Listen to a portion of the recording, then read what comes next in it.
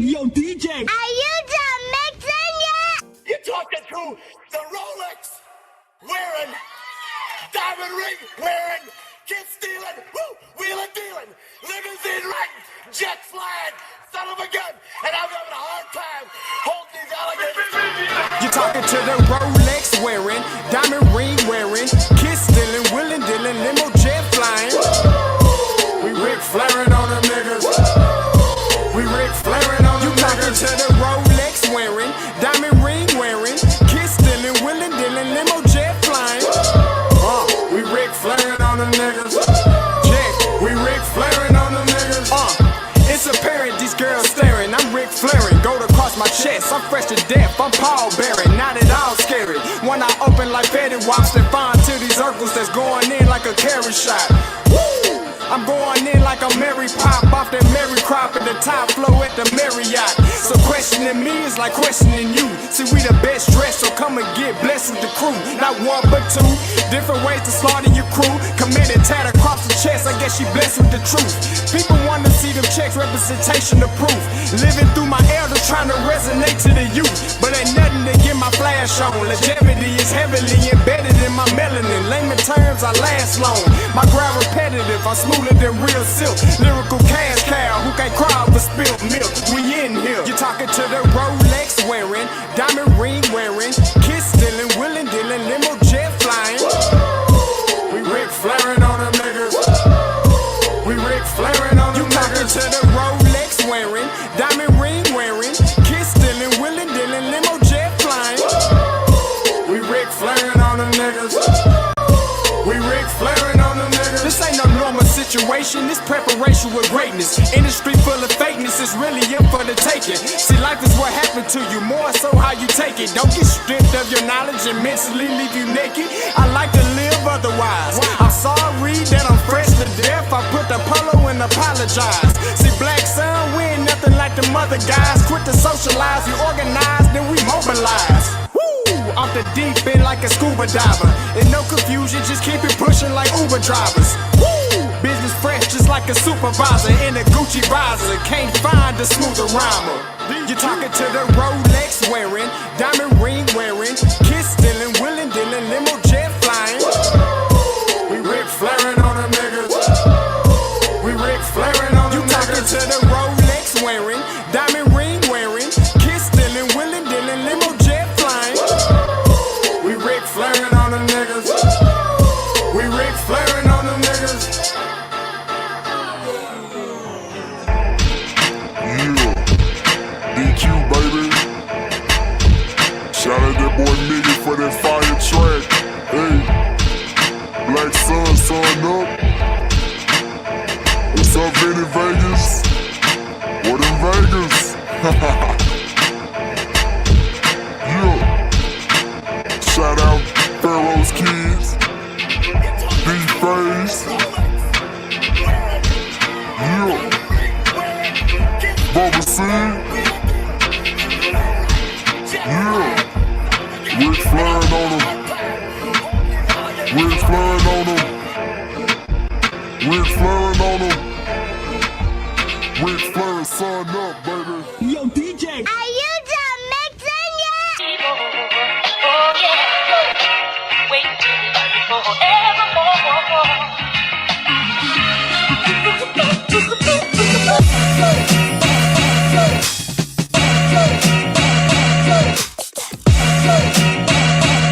Oh yeah.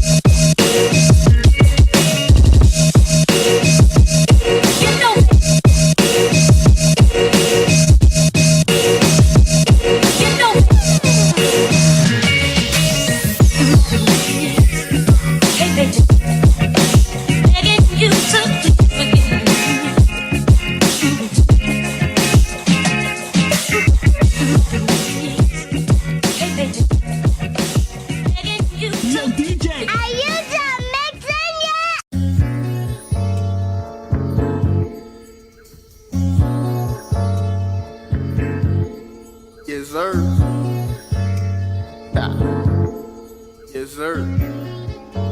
Check, check.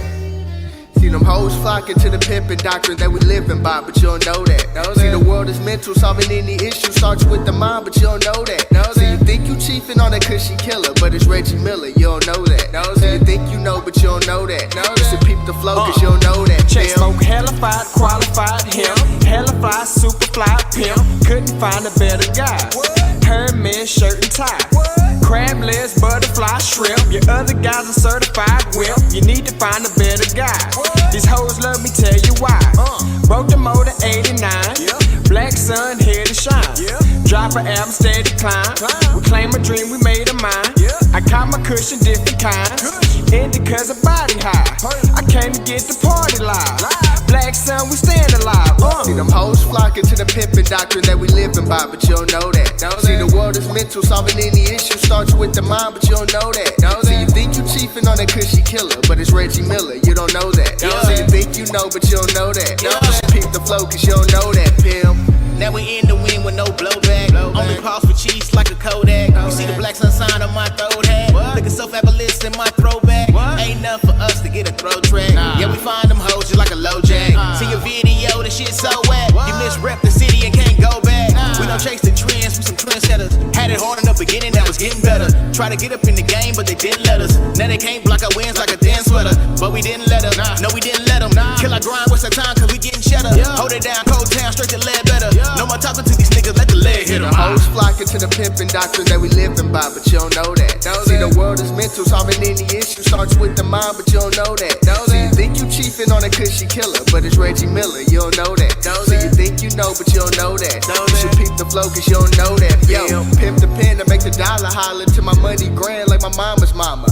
Asalama, Lakem baby, I'm a rhyme disciple. Line so deep you can find a fossil inside my haiku shit. Want you peep the mind of a poet, nigga is fly as a lotus, producer of the motion. Got your girl tryna set sail in my ocean, and I'm gonna rock a boat with these wavy quotes. Plant a seed of need, and when it rains it grows into a tree of lust. A nigga is a squirrel tryna get a nut, y'all. Nurture hoes is in your nature. Why I'm high as a blimp sitting on the spaceship. Couldn't deflate my country ass compatriot. Verses like Booker Eli, but I think I'm Peyton. I'm more like a Bronco from Colorado. She wanna ride high, she mounts me pronto. I give that holy dick to lost souls. Sleep on me, I break naps like hot cones. Above your head like cyclones that didn't land. Or UFOs that hover planes in Vietnam. See, I see your mixtape, all I see is spam. Shit, I gotta take a break just to give a damn. Don't make me flip a man with my pimpin' hand. The only time you flipping grams is on Instagram. Niggas really try to jump in the sizzle pan. Fucking niggas get ate like we live in France. Start with the legs, make them crawl to the wall. Turn into an episode of Saw. Mirror, mirror, mirror, tell me who was first is on them all. If it ain't me, you're dead wrong. Cause them hoes flocking to the pimpin' doctrine that we living by, but you don't know that. See, the world is mental, solving any issue starts with the mind, but you don't know that. See, you think you chiefin' on that cushy killer, but it's Reggie Miller, you don't know that. See, you think you know, but you don't know that. You should pick the flow, cause you don't know that. Cause them hoes flocking to the pimpin' doctrine that we living by, but you don't know that. See, the world is mental, solving any issue starts with the mind, but you don't know that. See, you think you chiefin' on that cushy killer, but it's Reggie Miller, you don't know that. See, you think you know, but you don't know that. Are you done mixing yet?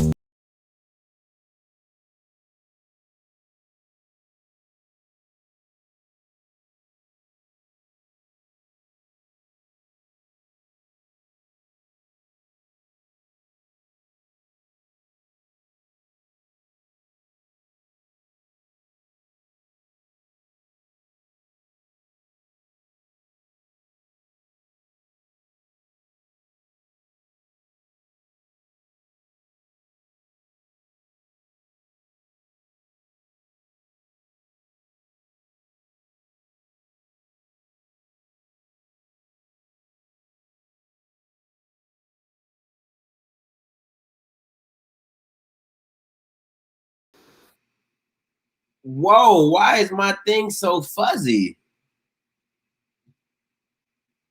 Hold up. Gotta fix it, guys. My bad.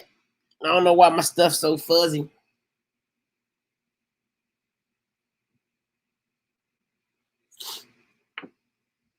Oh, don't look at my room. It's junky. Apologies. Oh. Let's see. Settings. I don't know what's going on. Good. See. There we go. All right. Now we cook it with grease. Now we cook it with Crisco. There we go. Oh, I look a little swole. Okay, let's go. I look a little swole. You see your boy? Uh-huh. Let me dip this down just a tad. Uh-huh. Let me see.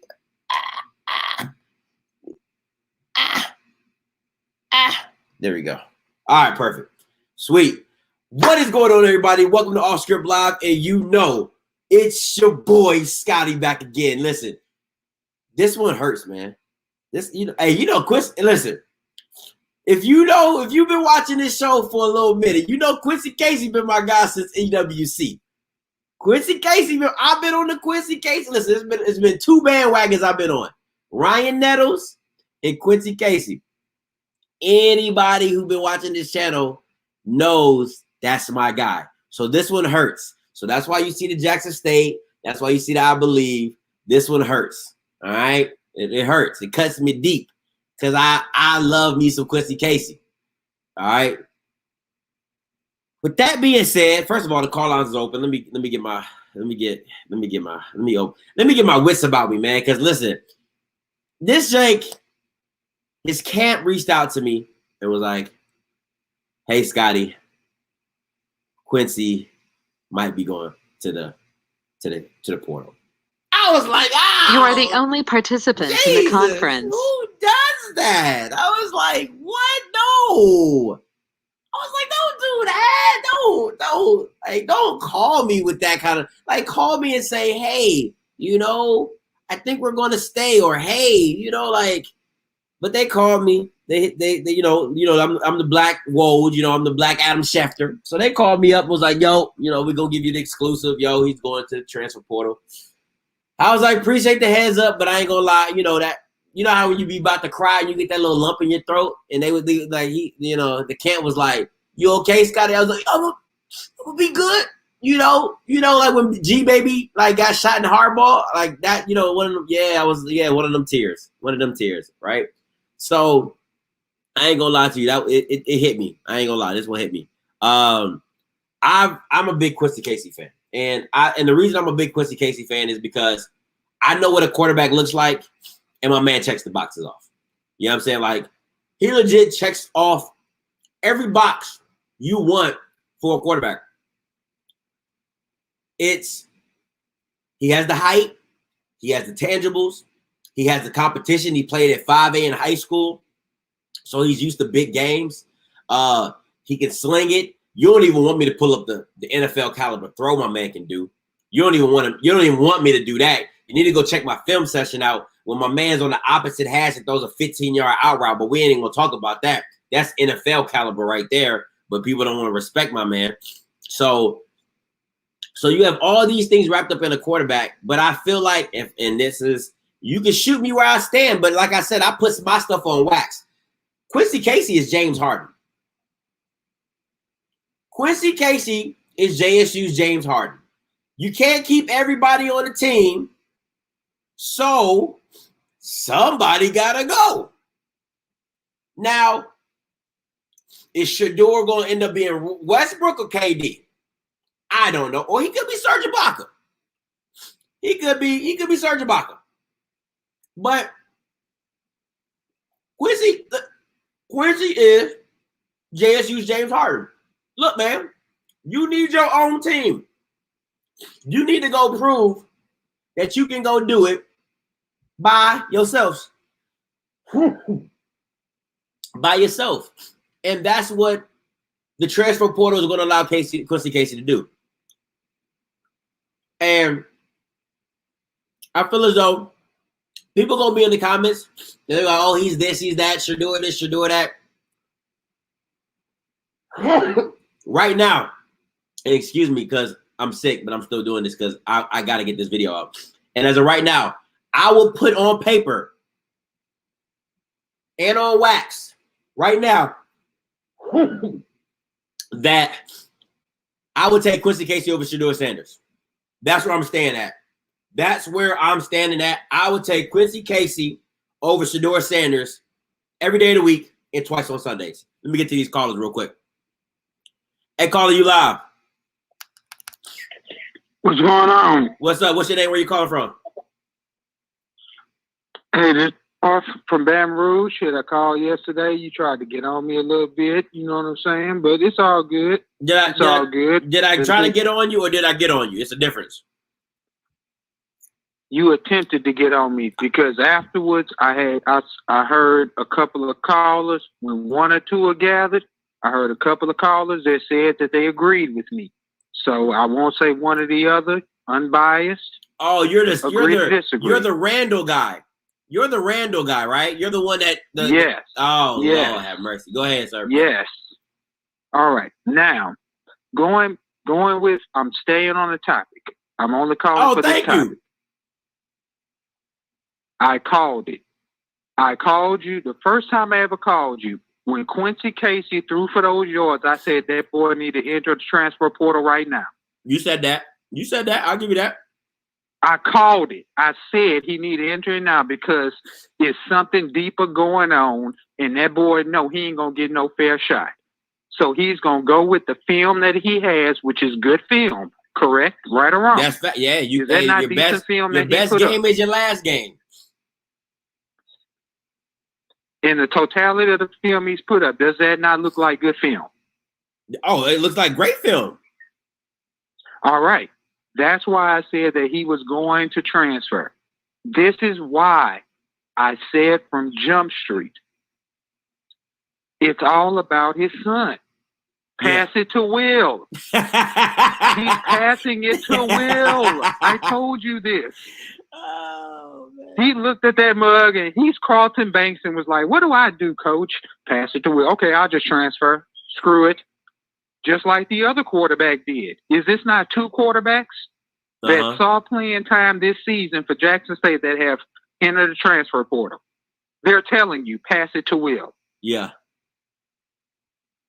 So at the end of the day, this is what's going to show with hiring these celebrity coaches. What can you do? What is it? I love what Eddie George is doing. I think he did it right. Facts. You go get two former NFL head coaches. Any kid can understand that. Hugh Jackson's been a coach in 2015, 2016, 2017. He's ran offenses. Jeff Fisher has ran defenses. Who's the offensive defensive coordinator at Jackson State?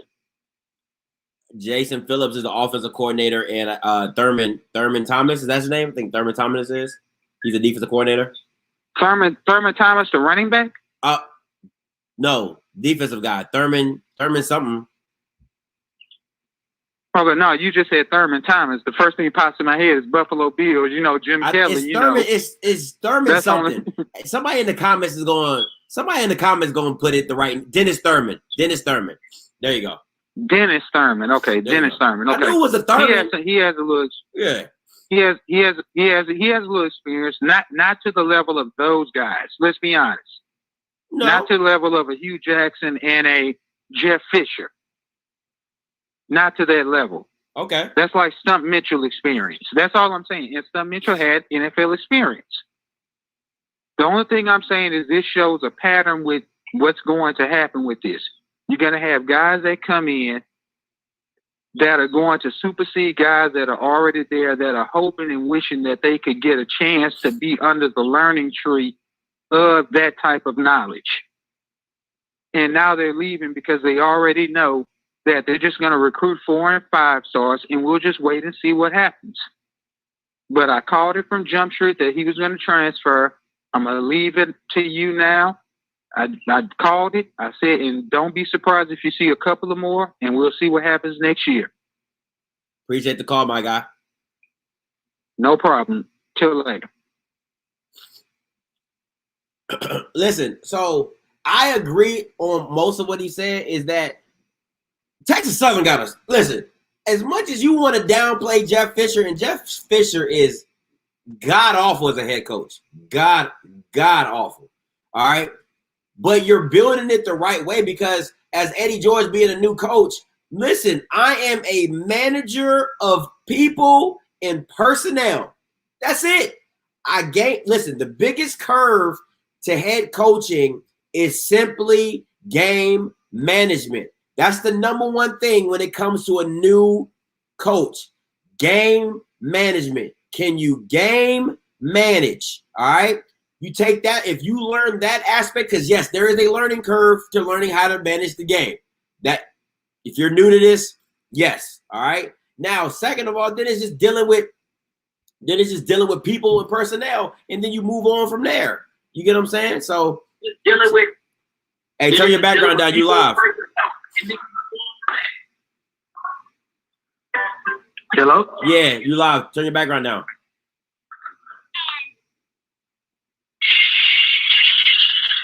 Hey, buddy. What's up? What's up? Talk to me. Hey, this is GSPN, buddy.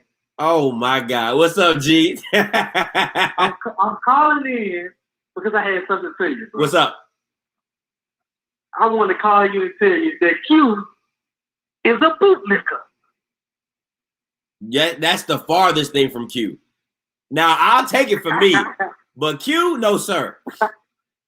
I said you are a bootlicker. Oh, me? Oh, see, you got to enunciate, G. How you going to have your own show? You can't even enunciate. See, that's that Southernism. That Southernism ain't going to take you nowhere. I'm trying to tell you, you got to enunciate.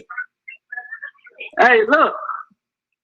You say you the Adam Schefter. I'm the Black Wolves of the SWAC, buddy. How are you the Woj and you ain't broke nothing but a table? What are you talking about? Hey, you got to look back on the history. You can't come in here. You've been here 2 weeks. Look back on the history, buddy. Who? I got some more news to drop, though, bro. What's up? What's some more news to drop on? What's some news? Please. We want to hear it here first. You got you. I'm gonna call back in, bro. All right, too easy. Let's hear it live. But keep doing your thing, bro. We're gonna link up in my inbox. I got stuff to say. All right, G, appreciate you. Make sure you come down in the fall too, bro. Gotta come check out all. Oh, most definitely. Most definitely.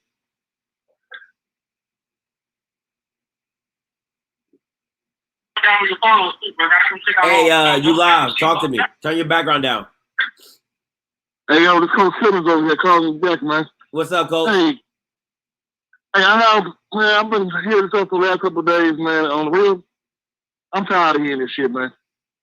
All these old ass coaches over here talking about, well, you gotta do it the right way. You gotta follow the old SWAC mentality and shit. Man, look, the reason why Quincy transferred, he knew coming into the season he wasn't gonna be the starter, man. Everybody knew Deion and Shador was a package deal. There was no way in hell Deion would have his son transfer from Florida Atlantic to come over there and be a backup at Jackson State. Say it again. Say it again, louder for the people in the back. Say it louder for the people in the back. And there was no way in hell Deion would have his son come transfer from Florida Atlantic to come be a backup at Jackson State. I don't care what you say about HBCUs right now, man. HBCUs have not been relevant since their glory days back in the 70s.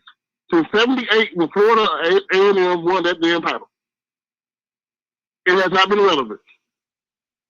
Everybody living in the damn past. They saying, well, you got to stay here. You got to focus on the people who are here. These boys ain't won nothing since 2011. Yeah. You want to be real about it? There's a reason why Deion's there. If y'all were winning, if y'all boys were doing stuff right, guess what? Deion would have his ass somewhere in Southern Mississippi or Valley. There's no way. So, hey, I think Chris is a good player. I think something's going on with Valley. That's just my looking into it. I see a lot of offers they're getting out to these transfer portals. Uh-huh. I would love to see Quincy go to Valley. Love to see Quincy go to Tennessee State. But, hey, if he goes to Southern, listen, Coach Simmons, you are rolling into a question I was going to ask. But let's talk about it since you got it. If he goes to Tennessee State, woo-wee! The best thing about that, he's under Hugh Jackson. Yes! And Hugh Jackson already coached Drew how to play the quarterback. Honestly, I've already tweeted over to Casey, telling him about, hey, check out Valley, check out Tennessee State. I got a like on it, whatever, but he's looking into it. That's why I'm looking at it that way. Now, their defense for Tennessee State is going to be an issue. But you already have the freshman of the year at running back. You have two big-ass 6'3" receivers. You have an offensive line coach, which Jackson State does not have an O-line coach. If you look at their roster for coaches, they have an offensive coordinator, an assistant coach, and running backs coach. They have no offensive line coach. They have no defensive line coach. Yeah. Tennessee State does. So if he goes over there, I'm going to Memphis, baby. I'm checking that game out. That's what I'm looking at. But I love your show, man. Do your thing. I just want to get my 2 cents in because I'm tired of hearing these old folks crying about the damn past, man. Shit. Wake your ass up. Move on to the new future. Got you. Hey, I wanna shout out somebody in the comments real quick. I want to talk to this guy. Call in and tell me why Quincy can't read coverages. That's what I want you to do. Because you heavy in these comments, disrespecting my man, number 8. I want you to call in and tell me why he can't read coverages. If you want, since you watching the film, since you John Gruden, you know what I'm saying? So tell me that. Hey, caller, you live. Hello? Yeah, what's good? You live. Talk to me. What's your name? Where you calling from? What's up, man? Name is Antonio Bailey, man. Calling from Ohio, but from Memphis, Tennessee. Memphis. What's good? Man. Talk to me. You already know. Man, I'm happy for the whole HBCU movement and everything because people not seeing it as that. They so ready to just shut Deion down for what he's doing. And they don't say that about the Alabamas, the Ohio States, and the Clemsons of the world, where they bringing in all these top recruits, and it's literally they're just waiting their turn. Because, I mean, look at Alabama. They had, Jared Judy, Devontae Smith, all those other guys. It literally took one good season for them, and they were going to the NFL. Facts. If these guys kind of wait their turn, I see why Quincy's transferring. That makes sense. But I don't see people are complaining about these players going out and coming back in and all these 4 stars and 3 stars. But I'm like, they don't say that about Alabama when these guys come in because these quarterbacks come in and they play. All you need is one good season, and you usually want to do it your junior, senior year to get to the NFL. And Deion gonna talk you up because he got all the scouts. They coming to the game. Yeah, people are getting filmed now, being on ESPN. But people not understanding the bigger picture. Yeah, those guys are getting out of here now because you kind of got to get them out the way because there's some talent coming in. But people don't really see the big picture because no team's ever going to start out where it's just they're winning like that. He's got to bring in his own players that are ready to win and want to win. And then, like I said, it gives the coaching staff time because, again, they're playing off of what came from the last 2 or 3 years, which they were losing terribly. But people don't understand the bigger picture because I see it. Like I said, with TSU, with them getting everything, that's going to be a great movement as well. And hopefully they come to SWAC, but I don't know about that. But it's just a whole big movement that could happen. And then with Falk, almost was it Southern? Yeah. Falk talking about coming to Southern. So that'll be a good move as well. It's just like he's trying to put them in the forefront. It's all about the whole big picture that people are not seeing because. Again, you look at the Ohio State and those other teams, literally they have one good year and they go to the NFL. Nobody knew about Devontae Smith last year because Jared Judy and everybody was there. But when he got his time, it took one good season. He gone. People don't understand that. And Shedeur, I was looking at him in high school, again, it's just one of those things where, yeah, he's Deion's son, but like you said, offers from South Carolina, all these SEC schools, and Coach said, FAU, you think he's going to come to Jackson State to literally sit on the bench? No. He's been playing for his dad all 4 years when he was offensive coordinator at Texas Christian. Yeah. He's not going to sit there. He's literally going to walk right into the playbook. And he won the job when they did spring training. I don't know if people saw the film for spring training, which I watched a lot of that. He was slinging the ball. He just knew where to put the ball. He's a game manager. He's not going to throw it like Quincy, just being honest. But he's a game manager. He's not going to turn it over. He's going to do his part. With all the receivers coming in and all the talent running backs that come in. So wait, hold on, Bailey. It sound like, I mean, if we're being honest, from what you're saying, It sounds like Quincy's the better quarterback. That's just kind of like what you said. No, I watched him when they brought him in. He finally got his chance. Light years better. I think the arm talent, like you said, I think where he played in high school and the arm talent he has, it is crazy. Wherever he goes, he's gonna be talented regardless. Because yeah, like Shedeur is good and great, but Shedeur with Texas Christian, they have some really great receivers like at that time. And then when you drop the play, the thing about coach, people don't realize that coaches draw up the plays that best fit the quarterback of the system. Yeah. You're not going to put Shedeur out there and think, oh, he's going to throw 80 yards like Quincy. He's going to throw these deep balls. He's going to get the ball where it needs to go and hand it off when he needs to. Because he's not a runner. He's a pocket passer. Quincy, he can do everything. I would watch him. I was like, golly, that's NFL talent. Like you said, that's NFL talent. He is dope. But I'm actually glad to see him go somewhere and get another chance because I think it'll be better for him just with – because he's a sophomore. He's a redshirt freshman, right, I believe? Yes. So he wouldn't have that chance. So it's better for him to go off. But, like, guys coming in that's behind Shedeur, like, just wait your turn. It takes one good year. I know DLB then after he leaves. I don't know how that's going to go. But just for the time being, like, they need to just enjoy the time and just enjoy the process and just let it happen. Because, again, like, you just need one really good season. Yeah. And you can go to the league. That's all. Because, again, if you're talented, the scouts are going to find you. And especially with Deion putting them on ESPN and having them on TV, which is the most I've ever seen. Because, I mean, I didn't know anything about Alabama A&M until they played, and it was like, I was like, they have some receivers. Yeah, like, they got 4 number ones. They really got 3 number ones. Yeah, it's real. And the tight end was dope too. The tight end was so this was like, you guys are getting all this film. Grambling State when they came, their running back. Yeah, when they played, like all this, I'm like, you're getting all this film now that you have to understand. Like, everybody wants to beat JSU and beat Deion and all that, but you have to understand what he's doing as a bigger picture. Because, I mean, look at North Dakota State and those other FCS schools. They're getting like TV time, and their quarterbacks are getting drafted. You know what I mean? Facts. But people don't see that. People don't see that because it takes one good season or just one. It just takes one TV game where you throw for like Quincy to 300-some yards. That's all they needed. He showed one game, a half in a game. And he looked amazing. So I know a team's definitely gonna pick him up easily. Oh, easily. If I'm any school in the SWAC looking for a quarterback, I am beating down Quincy Mama's door. You know what I'm saying? I'm like, hey, first quarterback you call him. Listen, I'm beating down your door. Do you need your mortgage paid? Can I wash your car? Can I take you get your laundry done? Like, whatever. Quincy, do you need some new J's? You know what, young man? Right, and he's hungry too.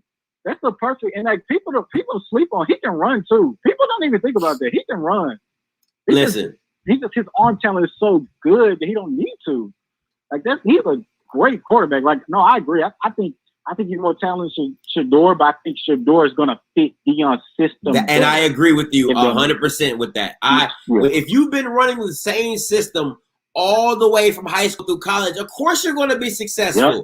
Of course, it doesn't. I mean, it would be ridiculous if you weren't. The thing is, and this is what I want people to think about: if Shedeur would have stayed at FAU, would he have been a day one starter? Don't worry, I'll wait. I already know the answer to that. I already know the answer to that. So we won't say nothing about that. Secondly, I'll do this one. I'll do you even one better. If Eddie George came to Jackson State, would Quincy be the day one? Would Shedeur be the day one starter? I don't know. It might be an open competition. Who knows? Right. Exactly. No, I agree with you totally. You see what I'm saying? So that's the reason why I feel like listen, Antonio, you are more than welcome to call in, my guy. Anytime. All right? Because you dropping bars. Listen, I'm usually the one dropping bars, but you're dropping bombs today, my guy. I need that DJ Clue bomb dropper. Boom, boom, boom, boom. I need that. I'm going to give you some sound effects. I'm going to do that. I promise you. But yeah, so I appreciate the call, my guy. You are really spitting bars, my dude. Thank you so much for the call. Anytime. No problem, man. Listen, my man Antonio came in my man Antonio batting 1,000 out the gate. Come on, man. Listen, if Quincy goes to Mississippi Valley State, I don't know anything. I'm talking pure speculation, okay? Pure speculation, okay? If he went to Mississippi Valley State, listen, if I was Quincy, all right, to get me to Mississippi Valley State, you're going to have to name a street after me. You're going to have to name a street after me. It needs to be right by the stadium. Quincy Casey Road, Quincy Casey Avenue. I need that. I'm going to need at least two beautiful black women. One with a big butt and one that's a tutor. I need that. I'm going to need that. All right? I'm going to need that. I'm going to need my own suite so I can put my jersey on. I don't want nobody seeing me when I change. You know what I'm saying? Because I got to get my mind right. And then, just to top it all off, I'm going to need $1,000 a week. I'm going to need $1,000 a week. That's all. I'm going to need $1,000 a week. You know, listen, I'm going to need $1,000 a week. That's just me. That's if you want my services. But see, I'm not Quincy. Because if I was Quincy, I'd be milking Mississippi Valley State to the cows come home. Boy, I need a jersey. I need a jersey signed by Jerry Rice so I can sell it to my people so my peoples can sell it. Man, listen. Boy, y'all ain't ready. Y'all is not ready. Hey, caller, you live. Hello? Yeah, you live. Talk to me. Can you hear me? Yeah, I can hear you. Okay. Let me pause the YouTube. Hey, Scotty, check this out, bro. What's your name? Jackson, What's your name? My name Kevin. My name's Kevin. All right, talk to me, Kevin. I got a couple things to say, man. First and foremost, I can't blame Casey for leaving. At the same time, where you gonna go? I mean, let's say he go to Southern or Tennessee State, those schools gonna bring in 3 or 4 quarterbacks too. Sir. Let's say you go to a school that's already good. Sir.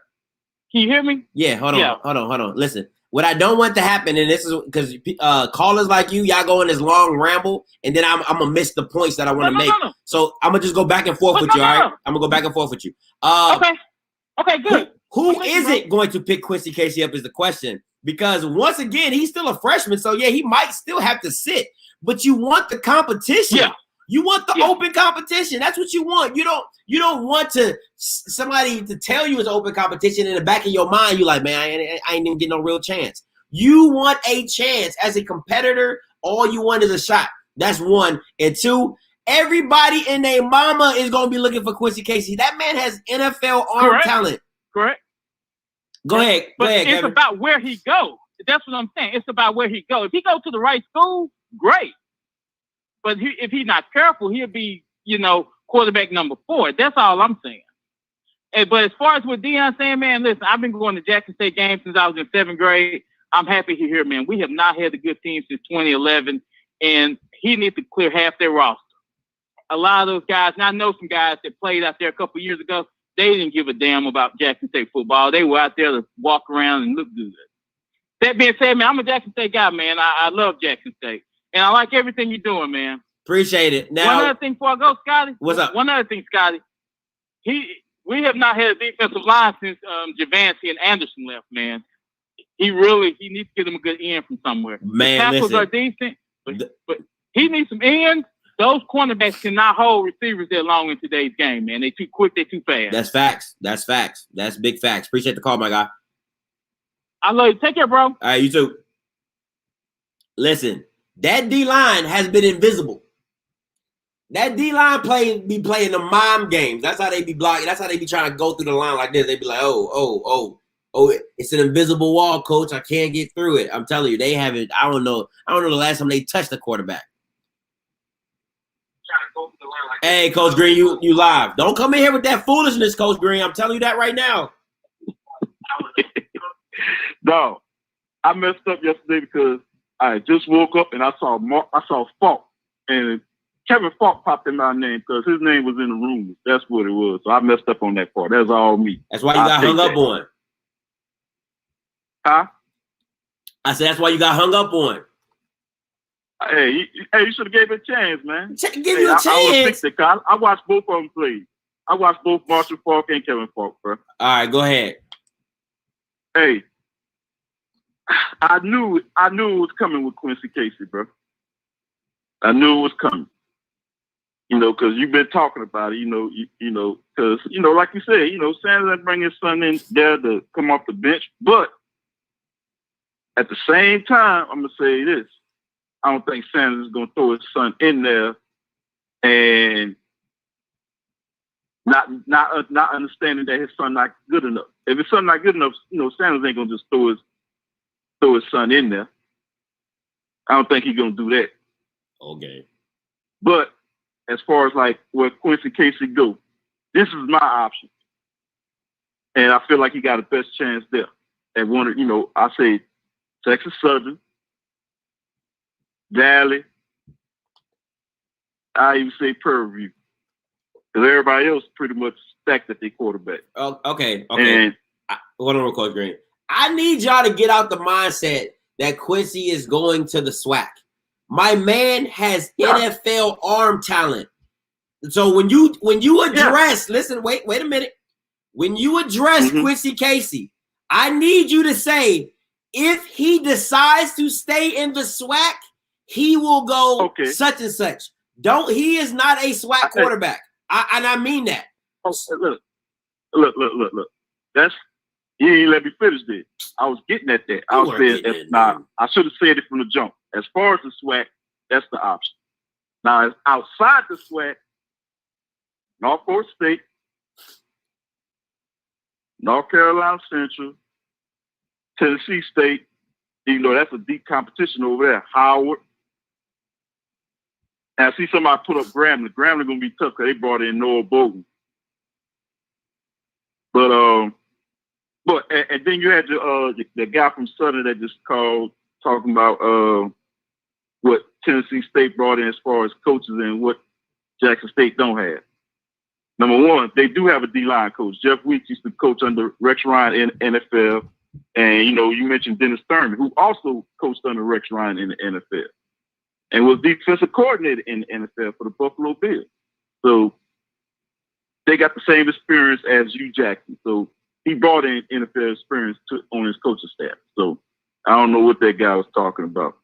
He obviously didn't look at the coaching staff. He basically did what I did when I called in yesterday. Saying some stuff and not knowing what he's talking about. But Quincy Casey, I hope he make it somewhere. I don't know where he's gonna go, but wherever he go, I hope he get there. University of Memphis maybe. Hey, okay. That's not a bad one. Memphis kid going back home. Okay. Hey, it's an open competition up there. I don't know if it's open. I ain't gonna say that, but hey, if they need a quarterback, Quincy Casey, they got to take a look at. Bring him in for a workout, and then think long and hard about it. Because hey, he got a live on. But hey, I got a question for you though. What's up, Coach Green? Do you think maybe in the practices they had that they was tick for tack, Shadora and Quincy, and by them being tick for tack, Sanders gonna choose his son if they that close? If I'm being honest, I'm being 100% honest. Yeah. Quincy could have outplayed Shador, and he still wouldn't. That's just my personal opinion. Listen, listen. I ain't asked Deion nothing. All right, when it comes to this particular question, but I truly feel Quincy Casey could have outplayed Shador, and he still would have been the starting quarterback. You think so? I'm honest. I wouldn't put it past it. I do not. But you think what's up? Now you interviewed him, and he's all about winning when you interviewed him, right? Yeah. So you think he gonna risk his name on his son, and his son don't turn up? Listen, what have I said before? All you gotta do is put the Lambo in second gear and not crash it. That's all you gotta do. That's all you gotta do. You're right. Put the Lambo in second gear and let's cruise this thing. Just take this thing on in. That's it. Hey, you're right, dude. You're right about that. And can't go wrong. Can't go wrong with the receivers they gonna have there. Listen, my grandmother can play quarterback and we will still win a couple games. It's not that hard. It's not. I'm serious. It's not that hard. Stevie Wonder. That's most Stevie Wonder can go got. 3 for 10. I'm telling you, you're good. You're good. But appreciate the call. I gotta let you go. Inside look. Hey, but well, like that. Hey, caller, you live. Hey, what's going on, Scott? It's Sir Music in the chat, man. Sir Music, talk to me. And yeah, you know I'm a home game. But I'm gonna tell you, this decision was 100% correct. I don't know what everybody else talking about this competition stuff. This was 100% the correct decision. And I'm gonna give you a little brain tease. I'll see if anybody in the comments, so if you can figure out who I'm talking about. But it's a young man that's getting drafted right now. I know we're in the SWAC, but I'm about to talk about the SEC real quick. A young man that's getting drafted, and he's getting drafted as a wide receiver from an SEC school. He's like a little brother to me. But he walked on to that school as a quarterback. He outperformed the other 2 quarterbacks in the spring game as a freshman, but he never got a real chance because of the system. The system was not set up for him to be a quarterback. So after a couple of years, they turned him into a wide receiver, but both of those quarterbacks who got a chance to play before him, he was better than both of them. So really, he should be going to the draft as a quarterback if you ask me, but he's going to be a wide receiver. And that little story is why I think this situation was the right decision, because you don't want to not get your opportunity just because, you know, it's a system in play that's not going to give you a chance to shine. Yeah, that's real. That's a bar. You know what I'm talking about? Now, for my brain team, you know what I'm talking about? Oh, no, I definitely don't know what you're talking about. They said Ole Miss number 8. Say that again? They said Ole Miss number 8. No, I didn't say a school. I just said SEC school. Yeah, somebody said in the comment Ole Miss number 8.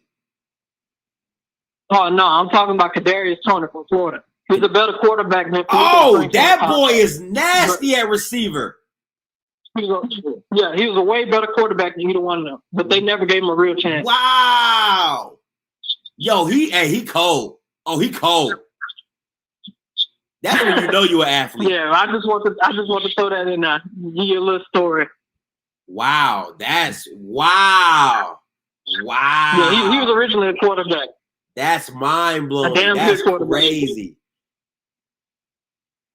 Somebody said he was a beast in high school. Most definitely. Oh my goodness! Appreciate the call, my guy. I like these calls, man. They give me some nuggets out here, baby. Appreciate that. Yeah, but appreciate what you're doing. Best of luck to Quincy Casey. I can't wait to see him do big things, man. Appreciate you, my guy. All right. Let me say something before I get to this next caller. I gotta call out these people in the comments. Top No 5 Questions. He lives in the comments and never calls into the show. I have not heard his voice not one time. And he could literally just, all the crap he puts in the comments, he could literally come on, call. I wouldn't even mind if you call, talk to me, and then get your butt back in the comments. That's cool. Just call in so I can debate with you about your idiotic comments that you put. You and who else? I stay on you. Top 5 No Questions. Who else? Darren Jennings, him too. He be coming with some stupid stuff. Who else be up in here saying some dumb stuff? Thurman Frank. Yeah, all y'all. Y'all be up, man. Y'all be in the comments so heavy, but y'all don't ever call. Y'all don't ever call in. I don't get it, man. Like, that don't make no sense. Shoot. What's up, McFarland? What's goody? Hey, caller, you live. Turn your background down. Hello, I'm live? Yeah, you live. Talk to me. All right, no problem. What's up, Scotty? Malachi, you probably don't remember me, but I was on your show and we both said that, you know, Quincy Casey should have started over Jalen Jones. You know, that's in the past. We both right. But I like you. You right. You are right. You know, let's open up our mind. Quincy Casey, and everybody finna get mad. You know, I really don't give a fuck about your feelings. You know, kick rock. But yes, he does. Yes, he does. And I'm actually being nice about kick rocks. You can go fuck some rocks if you want to be real. But besides the point, Quincy Casey does have NFL arm talent. That's number one. Number two, he was a 3-star recruit. He was a 3-star recruit. He was close to being 4. And I know y'all like, that don't mean nothing, bro. Shut the hell up. Mariota was a 2-star recruit. Shut the hell up. And Patrick Mahomes was a 3-star recruit. Besides the point. And Manziel was a 2-star recruit, if y'all didn't know. So I'm gonna put it to you like this. Old dude said something about Kadarius Toney was better than two quarterbacks before him. He outplayed them in the spring game. Old dude, I gotta hand it off to him because he is actually fucking right. Wow. Yes, he was. Wow. I watched that spring game. He was better. He outplayed Felipe Frankfurter, and he outplayed Kyle Trask. I don't know how to run, but I'm the next Jay Cutler. Yes, I said it. Kyle Trask is just a more athletic Jay Cutler. Don't believe me? Look at his arm talent. Watch film. Okay. So Quincy Casey. So let me ask you something. Where do you see him going in your opinion? Because I'm gonna tell you where I see him going and taking over. I'm actually more intrigued about what you have to say, if I'm being totally honest, because I like your points that you're making. So I'll hit me with yours, and then I'll hit you with mine. Watch this. Let's just keep an open-broaded mind. He can go. If you got to start like that, I'm already scared. Go ahead. Yeah, he can go and be the next hitman. He can go and be Akil Glass successor if y'all want to be real, even though they got 2 great quarterbacks coming in. I would love to see that. I would too. That was the first thing. He can go to Southern. Yeah. He can go to Southern because let's just face it, he's not a runner. He's balanced. In my opinion, he's balanced. He's not a runner, but guess what? He can sling that damn rock. So he can go and take old dude's job at Southern. I said what I said. Okay, let's go to division. Let's go to the big dogs. I feel like he can go to Miami. I said what I said because King got 1 more year. Or I'm gonna say this, and y'all can get mad. Like I said, kick rocks and go fuck some rocks from what I'm about to say.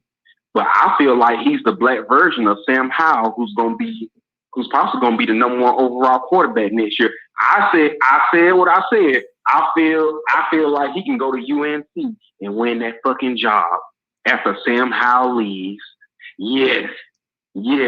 And if you actually watch film on Sam Howell, I'm sorry to say this, but I'm not sorry to say this. Fuck y'all. Sam Howell, that's a cold white boy.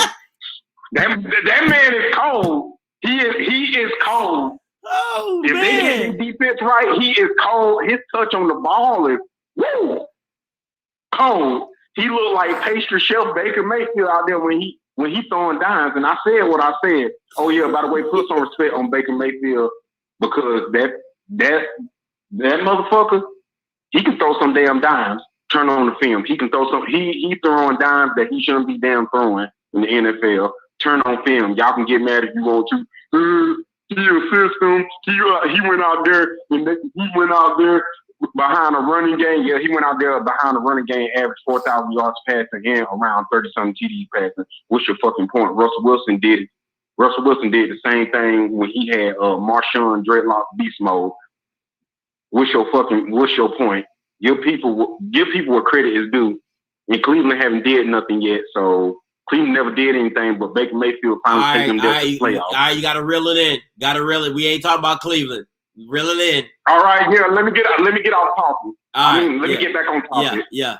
Basically, what I'm saying is, Quincy Casey, yes, he's the truth, and you're right. We just need to keep an open mind because I feel, like I said, I feel like he can go to UNC and compete for that job after Sam Howell leave. I said what I said, and he's a freshman. Come on now.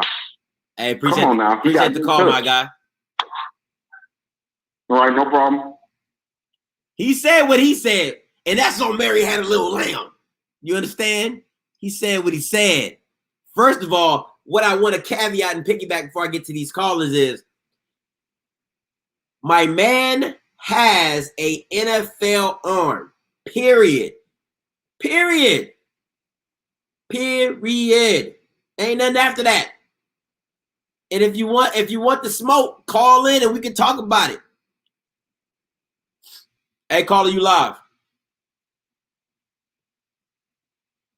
Hello? Caller, you live.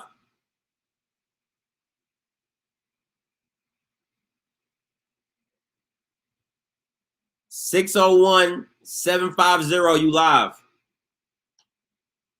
What's up, bro? What's up? Turn your background down. Oh, I got it down. My bad. Yeah, this Frank from Maryland. Frank, is this Frank Thurman? No, Frank from Maryland, DMV. Oh, DMV, you good with me, baby. Let's get it. Yeah, I'm top 5, no question. Hey, okay, top. That's what you should have led with that. You should have led with that. Top 5, no question. What's up? Why you be on me, man? Because you be saying this foolishness in the chat, and they think I'm gonna get with you. I'm gonna get with you. We both from Maryland, so you should know I'm gonna get with you. Now It's tell all me, good, man. It's all love, man. yeah. Always, of course. I rock with your channel, man. I rock with your channel. So tell me why you not rocking with my man Quincy. No, I think Quincy is a great quarterback. I'm just saying, pump the brakes before we talk about NFL arm talent after one game.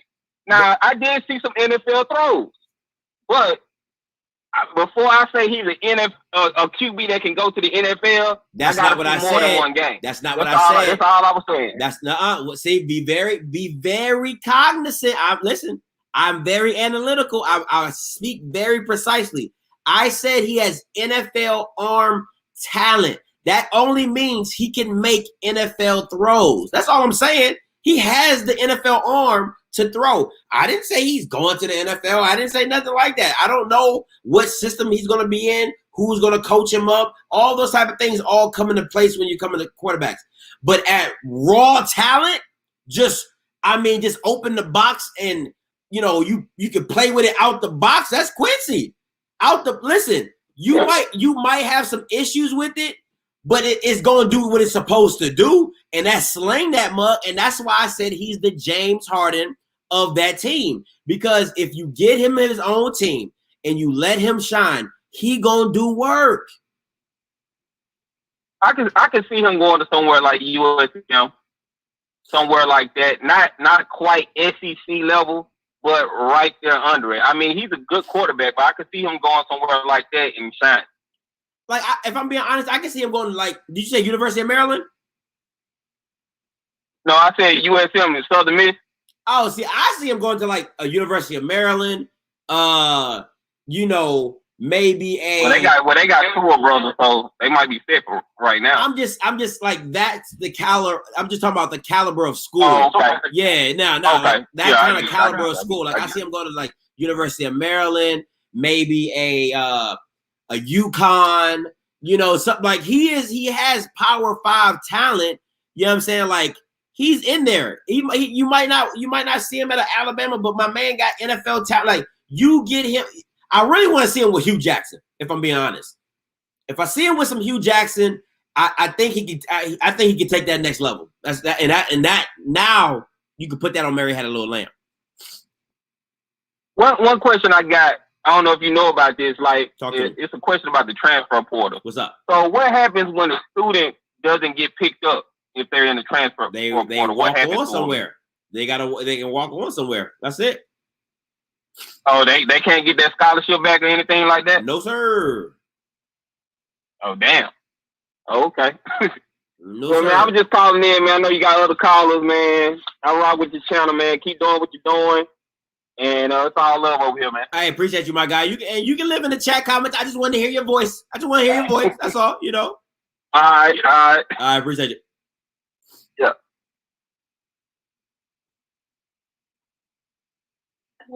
Hey, caller, you live. Whoa, this Double T. What's up with you? What's good? Talk to me.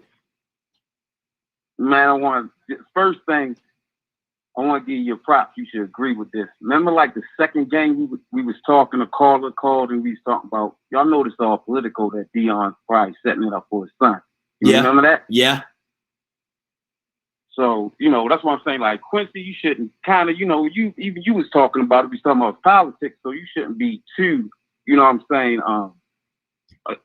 too surprised that he transferred. You know what I'm saying? Nah, definitely not. And then as far as him transferring schools, I wouldn't go to the MEAC because they not set up. Howard just had a big thing with their coaches getting fired, Cam Newton brother leaving because of all the trash that was up there. Delaware State, I really wouldn't go to the MEAC. They not right now. The schools just left.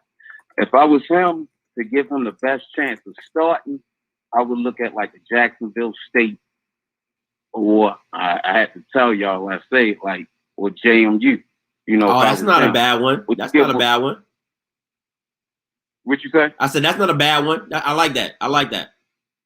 Yeah, to give his best chances of going in there, definitely having a chance where it's not overloaded or something like that. Not that he's not good enough for, like, you know, College Park. I think he'd definitely go up there and beat them, you know, or give them a good run, if not, you know, start or whatever. Yeah. But, you know, Maryland schools, they not football schools, you know what I'm saying? So, like, or, you know what, a Penn State might do him good too. But he's good enough for those top schools. But if I was him, just to make sure I definitely got a chance starting, these coaches know what I'm working with, like Jacksonville State and definitely JMU, because they like the pocket quarterbacks to throw and stuff. That's it, dog. Hey, Double T, you know you're always welcome, my guy. I love it because you be knowing the the whole FCS. You know what I'm saying? So appreciate it. You just don't be talking SWAC. You talk the whole FCS. So appreciate it. Okay, all right. All right, man. All right, take it easy.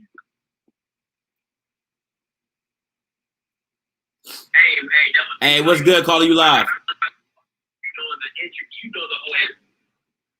Hello. Hey, man, you can't be calling here with this low-key voice. Speak up. Hey, man, shut your ass. Hey, man. Hey, y'all niggas tripping, dog. What the fuck y'all niggas got going on, man? I really think I didn't go to Penn State, man. What the fuck wrong with you niggas, man?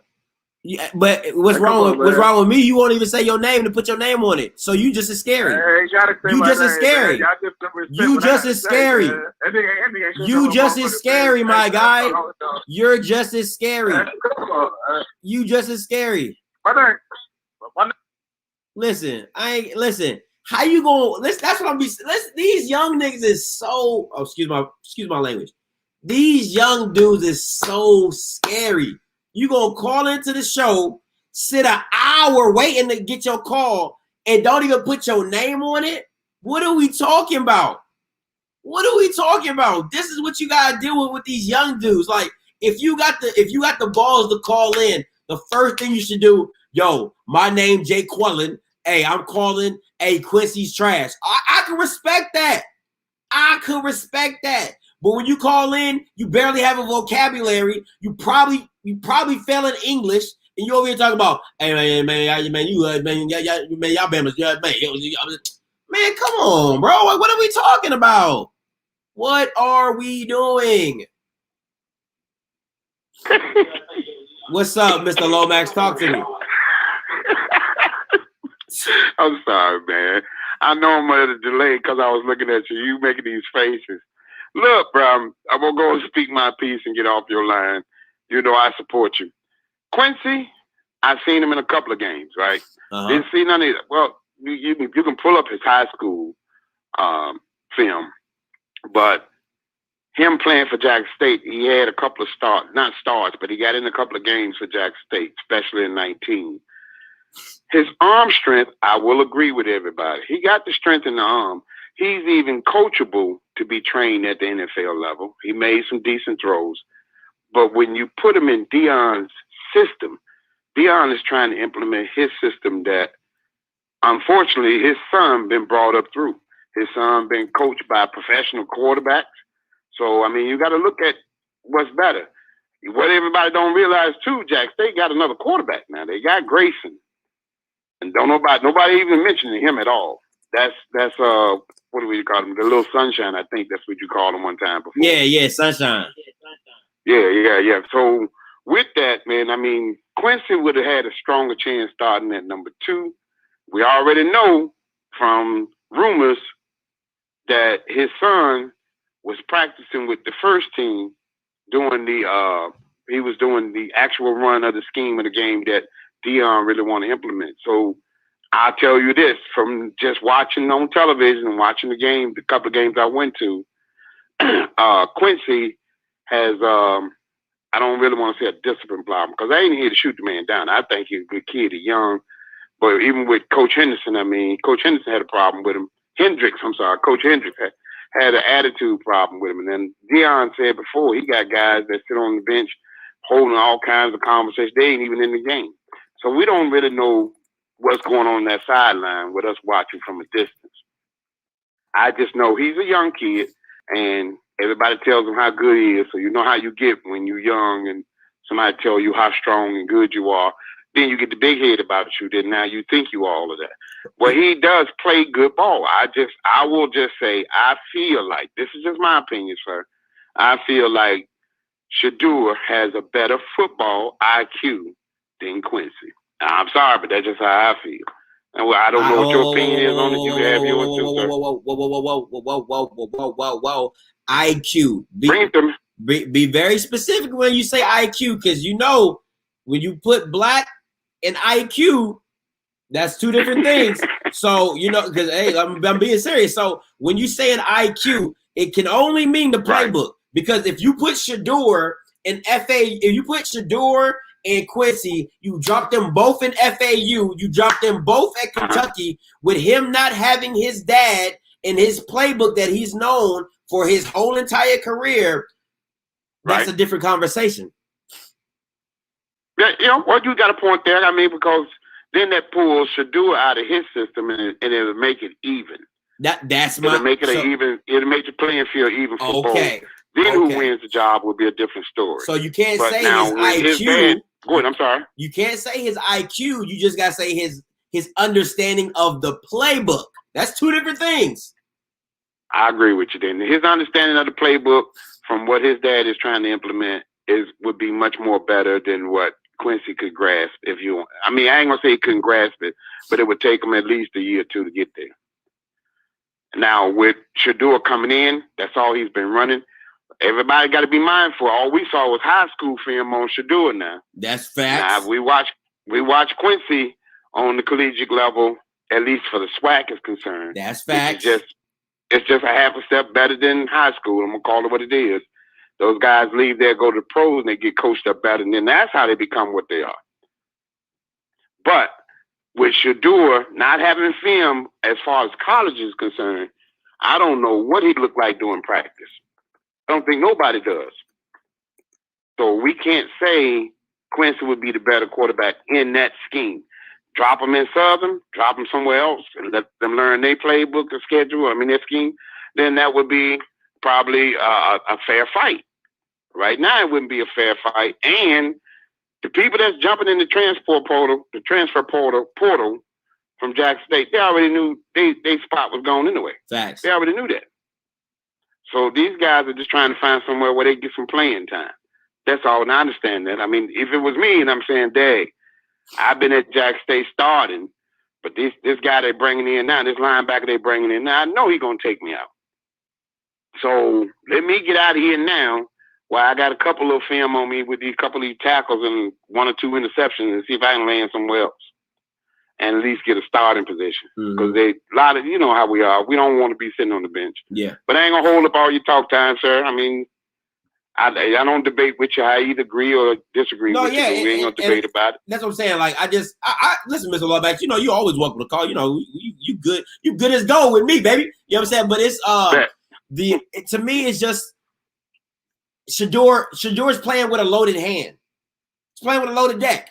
He's playing with a loaded deck. Like he's shaking up dice and he got it loaded. He playing with loaded dice. Like, bro, I can't win. Like, my dad, the coach, I know the playbook. I've been taught by so-called everybody is the best. So of course I'm the best because I'm taught by the best. But Michael Jordan had 3 kids. His sons didn't do nothing. But we ain't gonna talk about that. But anyway, so what I'm saying is that he has all these things working in his favor. And then Quincy, all people gonna say about Quincy is the man is more talented than Shedeur. He just, as a raw quarterback, he's more talented. It's just that simple. Okay. Like I said, hey, bro, you saying it's loaded. I say he's been better trained. I will say that. I agree with you. It is his daddy's system. Even if Deion wasn't the coach, and that's the same system, the new coach was coming in and he brought that guy from his high school, then that's the same situation, sir. Same situation. And whatever quarterback that's in there or trying to come in there, they got to play catch up to learn the system that this other quarterback, as you say, has the advantage. Yeah. And that's even with pros. When you got a pro quarterback going to a team that he's very familiar with their system, he flourished there.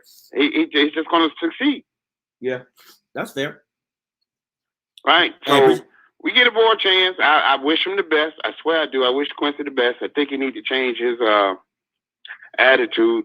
I think he got a bad what? Hold up. Oh, you not about to roll. Whoa. I'm not about to let you roll off that one. I was about to let you go. He's what? Hold on, cuz. They actually did a close-up shot of him and Coach Hendricks on the sideline. Coach Hendricks was giving him an earful about a bad play call he did. And he cussing the man out. He cussing the coach out, cuz.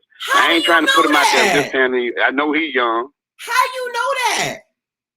Because they showed it was on TV. So you read it. So you read the lips now. So you read the lips now. The game was when they played Bethune-Cookman. You talking about 2019? You talking about 2019? Yes, sir. When he rolled out and threw a 60-yard bomb getting hit in his chest. You talking about that game? You talking about that game? Yeah, that game. But I'm sorry. It wasn't the Bethune-Cookman game. I apologize. It's another game after that they played. No, that game he actually got hurt in. So he got hurt in Bethune-Cookman game. Boy. I'm telling you, they had him on TV, bro. Y'all can look it up. It ain't me. No. And I'm not dogging him. I'm not here to dog him. I told you I support him. I'm good for him. I'm good. I think he's a good kid. I just think, when you get caught up in the mindset of you the best thing out there since sliced bread, then the coach can't tell you nothing. Then you gonna tell the coach. That's Shador. Shador has lived that life. You, Deion Sanders' son, how you not live that life? This man rides around. He got more chains than 2 chains. He got a truck so big. He got a truck so big he don't even fill the potholes in Mississippi. I'm telling you, what are we talking about? Really? Quincy has the big head? I was talking about, I was talking about Quincy's demeanor. Well, I won't say demeanor. I would say the attitude that he carries. And I think that's growing pains for him. I can't say that about Shador because I ain't seen none of these kids in person, right? Well, I did see Quincy in person playing, but I don't know them like that. Wow. So therefore, I only go off of what I saw, sir. I mean, it was on TV. It ain't me. All right, Mr. Lomax. I tell you what, I'm gonna find it and I'm gonna hit you up on your page and let you know. That's fair. That's fair. I can rock with that. All right, peace. Yep. Listen. This is getting. I love it, but this is. I don't even know what y'all smoking right now for real. Quincy quit. Why? There is. Everybody's talking about he should compete. Compete for what? Compete for what?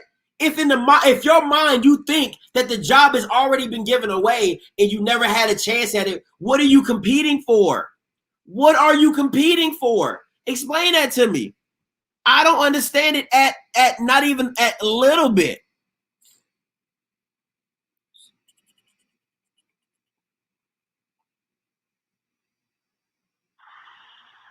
Hey, you live. Hey, what's up, Scotty? This is Kevin from Memphis. Let's talk to me.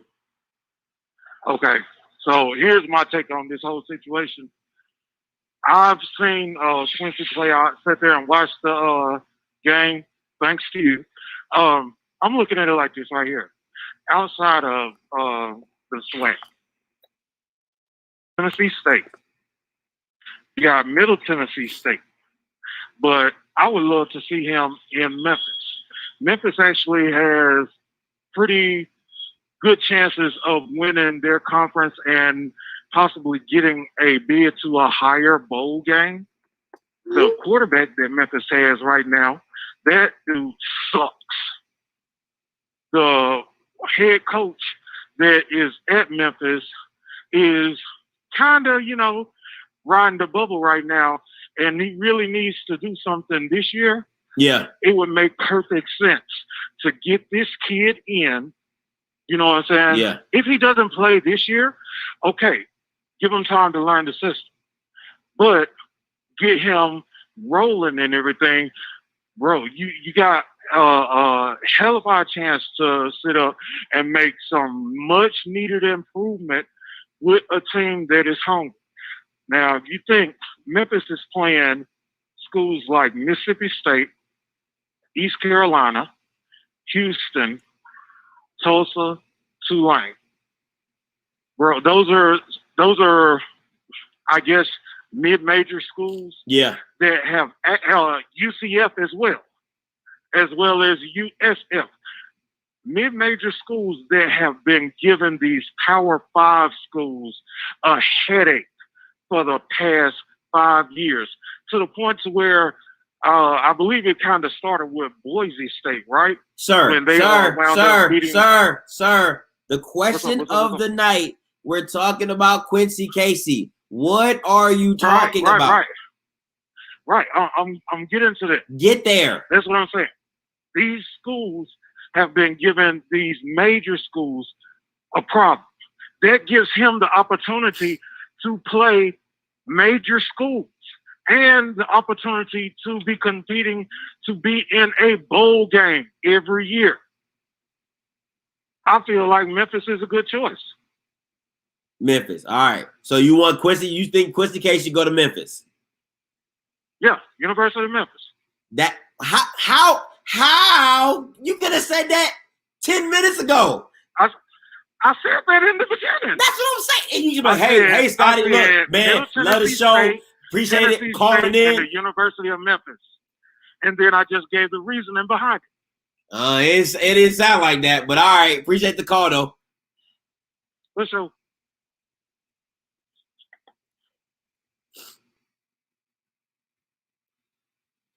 Hey, caller, you live. Hey, caller, you live. What's up? What's up? Talk to me. All right, what's up, guys? So this is Jeremy. I'm Quincy's brother. So I'm not playing. I'm not playing games, right? So Quincy is my brother. We got the same mama. So I'm listening to the show first and foremost. Man, good job on everything that you're doing. I think you're doing an awesome job. I'm laughing because I'm listening to a lot of these folks, man, and a lot of these folks speaking some real true facts. But I think it's a lot of, how can I say it? A lot of assumptions.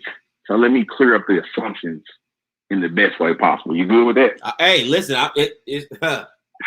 that's your fam. All right, so first thing first, let's go back. I don't know if Mr. Charles or Mr. Jones or Mr. Elwood were talking about Quincy cursing on TV, right? So let's get to that. So the thing about it is perception. What you see. It's ironic that he can perceive that Quincy was cursing on TV, but then when we looked at the whole situation with Deion laughing, folks are like, oh, it's bullcrap, right? So it's funny how perception works. I'm not going against Deion. I'm just saying it's funny how we can twist stuff to make it seem one way. Quincy was not cursing at the coach. He was cursing at himself. The camera just so happenly put it on him when he was cursing. And if you think I'm lying, call Coach Hendricks and verify it yourself. Quincy wasn't cursing at the coach. He was mad at himself because I think it was a field goal. He was rolling out and he threw the ball the wrong way. So Q was mad at himself. So that's that. That's not a debate. That's not what I think. That's exactly what it is. He was not cursing out the coach. He was cursing because he was mad at himself. Should he have not cursed? Probably not. But guess what? The camera caught him, right? So that's first. Second thing, this whole thing about Quincy competing. So, I see a lot of these guys here in these comments, man. I think Quincy must have probably talked to some of these folks' gals or probably hit them or something because these folks don't even know they kid. So let's go back real fast. And everything I'm telling you is what I've experienced and what I saw because this is my little brother. Quincy came from Memphis, you know what I'm saying? Graduated from Ridgeway High School. So when we talk about statistics, and again, you look at Q's numbers, Q threw for almost 6,000 yards in 2 years. And I want to say right at probably 50 touchdowns. I may be off in 10 picks in 2 years. So for people who are saying, oh, he doesn't have QB IQ, well, how does it happen? Scott, you play ball. You tell me. It doesn't. You don't fall into 50 touchdowns. Let's just be very clear about that. So let's get a little bit deeper, right? 5A, Ridgeway High School in Memphis. Very tough division. To that point, if you look at, and it's not a knock towards any other guys on the team, look at the other receivers that were there. They weren't big name receivers. Does that make sense when I'm kind of getting at? You get what I'm saying? Makes sense to me. All right. So now for all these folks like, oh, we can't do this, we can't do that. So let's keep it player, right? So let's look at it like that.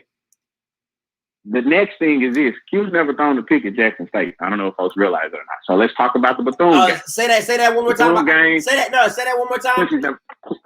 Quincy's never thrown a pick at Jackson State. I just want people in the back. For the people in the back. Right. Go ahead. So, because what I'm gonna do, we're gonna walk this thing all the way up, right? And I'm probably being biased because it's my little brother. I'm cool with it because if anybody else, if that was your kid, that was your son, you'd be biased too. If I was Deion, I'd be biased too. I'm sorry, I didn't mean to say that.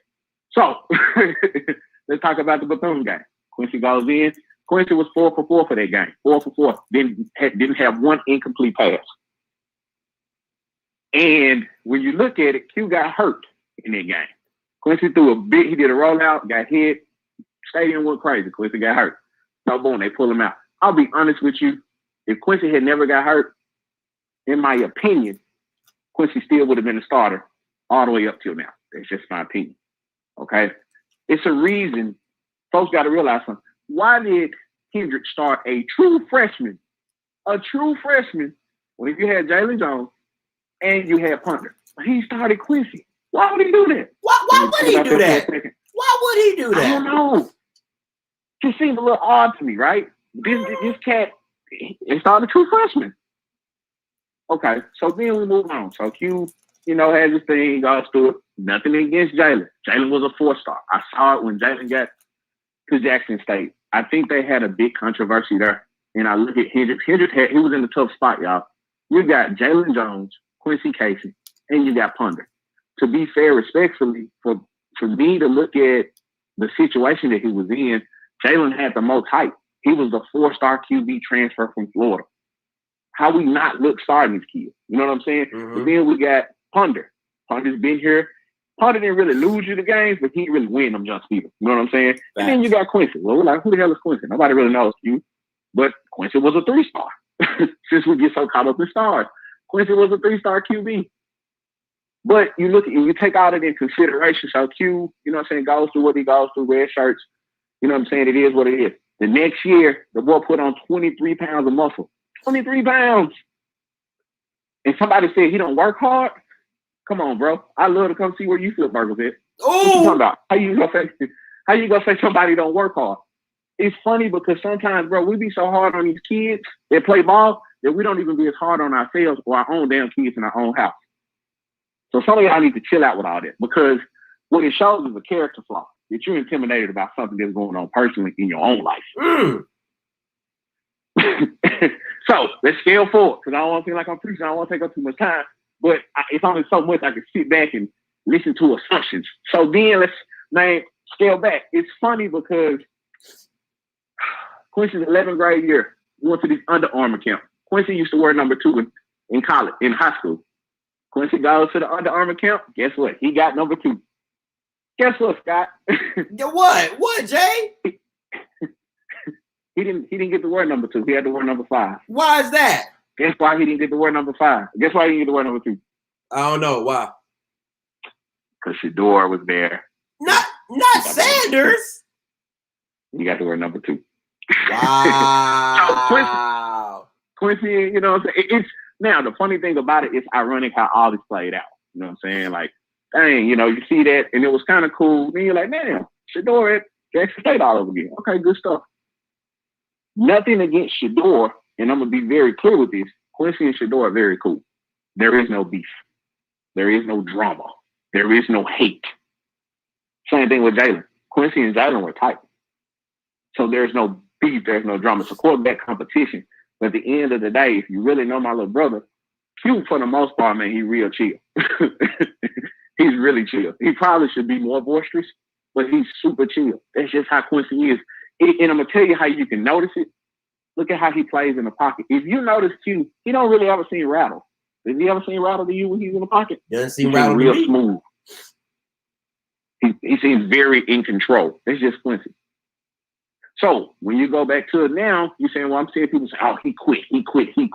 So you mean to tell me that nobody on this dang live chat has ever quit a job, right? Everybody stayed that same job for 20 years.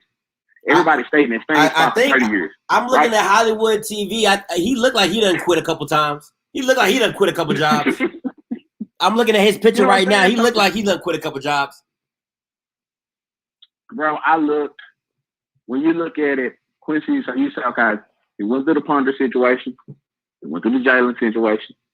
Now he's with the Shador situation. And it's not a running or quitting thing, but you also got to understand.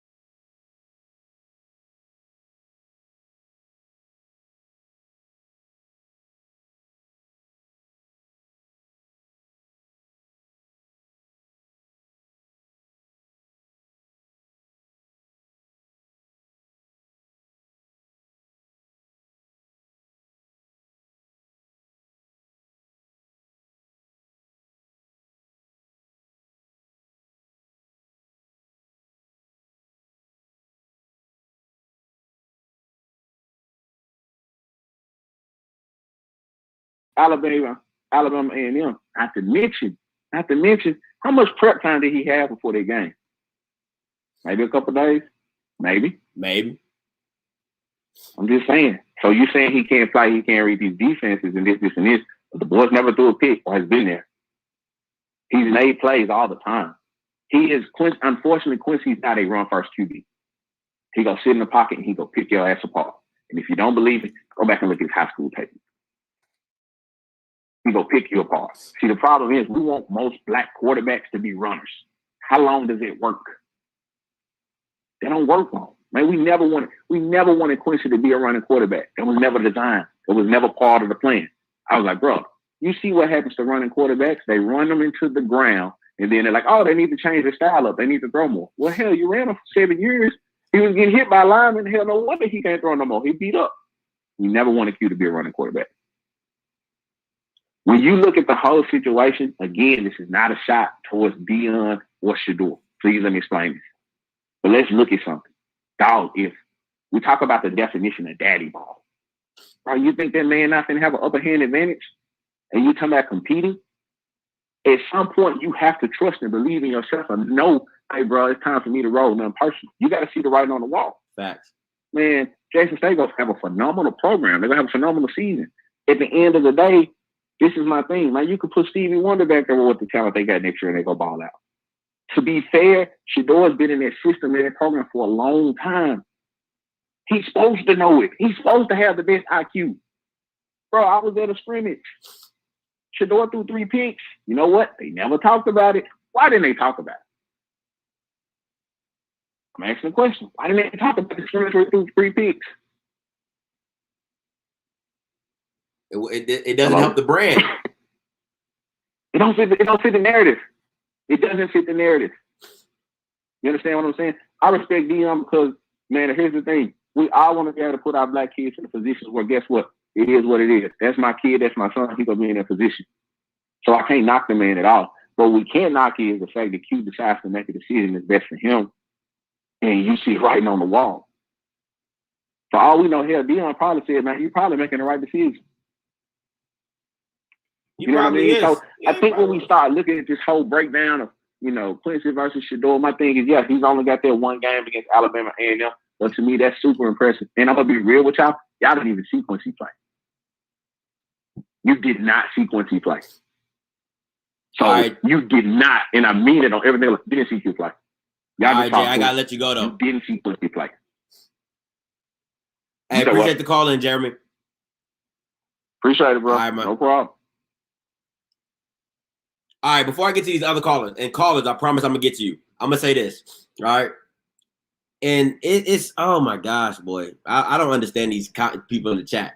But one, if Deion Sanders Jr. called in, I'll let him speak it. I'll let him take up for his brother. I don't care. I don't care. Like, that's what you're not understanding. I don't care. Like, I'm even, keel, fair, whatever, however you want to call it. That's why I get down. So it's the end of the day for me. Let me see who I'm gonna go with first. Let me see this one. Hey, caller, you live. Talk to me. What's going on here, man? It's King Clark, man. What's up? Talk to me. How you doing? Hey, man, first of all, let me say kudos to you with your show. I wanted to get on, man. I represent JSU just like the rest of the fan base, and I consider myself to know a little bit more than the average. So I know Quincy's brother personally. I appreciate him coming on, speaking his piece about this. First thing, man, let me just say this. We don't have to tear one quarterback down to lift the other one up. Thank you. All right? I think it comes down to choice. This happens all the time, man, in college sports, right? Yeah. A coach comes in. What's that one coach going to look for? He's going to look for his quarterback, right? That's facts. Now, me being a JSU alum and fan, like I told you earlier, I hate to see Quincy go, right? I love competition. I think it's a great situation to have two possible starters. Even with Jalen going to the portal, we knew Jalen didn't really fit Coach Prime's system. We knew Quincy was in my opinion, I thought Quincy was the better quarterback of the two. Not slighting the other one, but I'm just saying pure quarterback when it comes to skill, preparation, and I co-sign everything his brother just said as far as, you know, the way his body transformed into, you know, season 1 to season 2. Uh-huh. However, man, let's stop. Everybody needs to stop being fake about acting like if recruiting don't matter, then why do we look at recruiting? Why do we make a big deal about stars and 3-star and 4-star? Now, I'm a Shedeur Sanders fan, and I've been a Shedeur Sanders fan since he was a ninth grader, and this was long before I ever would have imagined that Coach Prime would be our head coach, right? Mm-hmm. I've been following this kid since he was a ninth grader. And anybody that want to sit on this thing and talk about Shedeur like Shedeur is who he is just because of who his daddy is, that's a joke, and you don't know football. All you got to do is just go look at it. That kid was not as good as he was just because he played for his daddy. That kid is the real deal. And guess what? There are some people that saw him compete at practice. There are some people that do know exactly what the kid looked like. And I'm telling you, all I've gotten from the time this kid made it to Jackson is special. There was no slight to Quincy, right? No slight to nobody else, because guess what? Both things can be true at the same time. Quincy can be everything his brother just said and then some. I just commented and said, if I'm guessing, Quincy being, you know, repping Memphis 10 pretty hard, he might land at Tennessee State. You might see Quincy versus Shedeur battling out in the Southern Heritage Classic. Wouldn't that be exciting, right? No, that would be dope. That would be dope. No, it would be. So you're right. I think he got a great arm talent. I mean, I think he's got the IQ. Look, anybody talking about Quincy had a bad moment. I appreciate his brother coming on talking about he cursed the coach out. That never happened, man. That never happened. Quincy's a good kid, been nothing more than a good kid. And I'll even go on to say this. The kid probably got some of the highest confidence I ever seen in himself, man. You know, and ain't nothing wrong with a kid having confidence and believing in himself. I understand this is a tough day for us as JSU fans to see our QB walk out the door. But listen, man, it happens to every school. It ain't just in the SWAC. We lose our mind when a kid enters the portal. I mean, you know, at these Power 5 schools, we see kids entering the portal every day, all day. Same situation, same scenario. And the only reason why I wanted to come on here is because, look, we know when we going into the true freshman. That was a 4-star kid, but guess what? That kid was the 15th-ranked quarterback in the nation. When do you see a 15th-ranked quarterback in the nation come to a Jackson State without a scandal? No pun intended to nobody. But let's just say, I'm just saying, that kid had 30 offers, and we're going to sit back and act like we got to diminish him just because his dad is Coach Prime and just because Quincy walked out the door. No, what we can say is I wish Quincy the best just like I did today. I think he's a great kid. I think he's got a chance to do great wherever he go. But let's not act like we stuck and we bare boned it and act like our coach came recruiting and go get another quarterback. That's no slight to him or his family. I love the kid. I wish him the best. But guess what?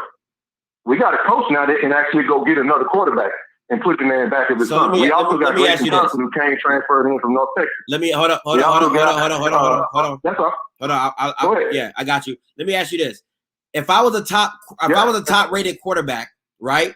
Why would I go to Jackson State? Because if you was a top rated quarterback, if I was a top rated quarterback, if I'm a 4-star, 5-star recruit, why would I go to Jackson State knowing I'm going to have to sit behind Shedeur? Well, I mean, if you recruiting a top 4-star quarterback, I think what coaches do is they pick you basically set your floor. I mean, anytime you got a freshman, you can look at any Power 5 program that's got a freshman that's named as a starter. The thing that you usually see happen behind that is any upperclassmen usually hit the portal. So, in my opinion, I mean, if you bring in a kid in that's willing to come in and compete, then hey, maybe he will. But if you're looking for a kid that's coming in to back up your starter, I mean, maybe that's the conversation Coach Prime is having. But here's what I'm saying: we're not at that point just yet. We got a 4-star. I would have loved to keep Quincy in the fold and saw the competition and saw it play itself out and still have him as an insurance policy, because we do know anytime you play football, the injuries can happen, kid can struggle, anything happen. But the reality of the matter is the same reason why a Shedeur would come to Jackson State. You bring a 4-star. Got an opportunity to play on a great coaching staff with the potential to get to the next level, right? That's my pitch. It's that simple. I don't see it the same, but okay. Well, I mean, I know we want to see this. We want to screen daddy ball. We want to screen Netflix. We want to screen all that. But the only reason I called in, bro, is because both things can be true. I'm saying Shedeur can be great, and so can Quincy. And Quincy could also choose to take a better path for himself. And I agree with that. I can understand that, and that's why. And I said that from the beginning of the show. I said I think he's the James Harden in this situation. He needs his own team. It's no shot at Russell Westbrook. It's no shot at KD. But my man needs his own team, and that's how I. And that's how I. And you know what? And you know what? The coach told him that, and I'll just leave it at that. And when you get down to it, that's why this ain't a bad. See, when you don't know the facts, and I'm not talking about you. Yeah. I'm saying when people don't know the facts and they're speculating, they don't know the conversation that was had. They don't know what Coach Prime said to Quincy today to make that a thing, right? Yeah. And if I'm like his brother said, if I'm his brother, I'm gonna big up my brother too. You understand what I'm saying? He said he'd be a little biased, but I've had this conversation with him. Matter of fact, me and him talk. You know what I'm talking. Me and him talk right after the Alabama A&M game, and I know how they feel. And they got a good point. You see what I'm saying? So in this situation, we all know who the coaches were going to name their starter. And all I'm going to say is this right here, man. The Jackson State, man, I'm excited about the future of our program. And I'm ecstatic to go into Miami, man, and play against FAMU with number 2 behind the center. I am. I hope he get through, and we're going to ride it out, because guess what? We still got quarterback. We still got a backup. We got 3 quarterbacks on the roster. We still do. So for those that ain't like, oh, who's the backup? We had 5 quarterbacks going into the spring. I know Shedeur was one of them, but we still got Brandon Malley. We still got Grayson Thompson. And we still got a coach that can recruit. We still got the transfer portal. We still got a coach that can bring in. What do you see happening? Every kid that is a supporter for Jackson State, I love them. I talked to them, and I have a personal relationship with a lot of them. But guess what? That scholarship is still there. And you still can bring in another kid. Yeah. This ain't nothing new. And I know we act like it's something new because it's our school and because it's HBCUs, and we got so much pride in our programs, man. But this is the business of college football, man. The transfer portal works both ways. It's not just a one-sided thing. Yeah. Just like you can lose a great talent to the transfer portal, you can bring another great talent in. That's fair. And guess what? I'll say this, and I'm gonna say this, and I'm done. We got a coach that can go make it happen, man. We ain't got nothing to be worried about. To the Jackson State fans that follow you, hey man, keep doing what you're doing. I support you. I'm rooting for you, man. kudos to you and the show. Thank you, sir. And like I said, it's all love. But I wanted to come on and just put a little bit, put a little bit more perspective on it. And you know, no disrespect to nobody who's been on the show or commented or said anything. But listen, we see the comments. We know how it goes, and we know, even as a Jackson State alum and a fan, we can even have some unrealistic expectations. Yes, we can. Yes, we can. And I say it, and ain't no. I'm just saying we can. But at the end of the day, man, we got Deion freaking Primetime Sanders as our head coach, and the man put the best recruiting class that we've ever seen in the modern day history, and without even stepping a foot in the living room, man. I've been in the room with him. You sat in the room with him and interviewed him. Come on, bro. Yeah. You telling me that, man, you telling me come June 1st, when the dead period ends, when that man comes sit in your living room, you think that man can't go in and get a better player? It's a done deal. Like, it's just his whole swag is just crazy. Like, I'm just like, yo, Deion is another level, bro. He's another level. I have to agree with you, man. When I sat in the room with him the first time, I had a chance to meet him with the 1400 Club. Shout out to the 1400 Club, everybody. Listen, man, I said, that's a different kind of brother. I ain't never seen nothing like that. The laser focus, the intentional, locked in. Yeah. And I just say, hey, man, it's all good. So shout out to Quincy Casey, man. I'm going to keep following him, and I sincerely hope he gets as many offers as he got. And let me throw a little controversy in there. I think Quincy's going to get an offer before Jaden. I love Jaden too, but I just think that. He said, let me throw a little controversy in there. Hey, appreciate the call. Hey, you mind if I take your number down?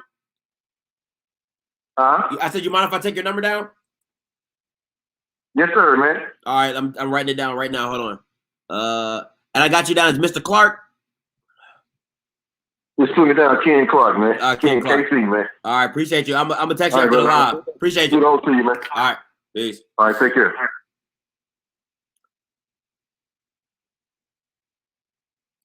You know what? I have to agree with Mr. Clark. Like they both can be interchangeable. I have to agree. I will have to reassess my opinions on Shador in that aspect of saying, okay, you know, I still feel as though with Quincy, the Lambo can go to fourth gear.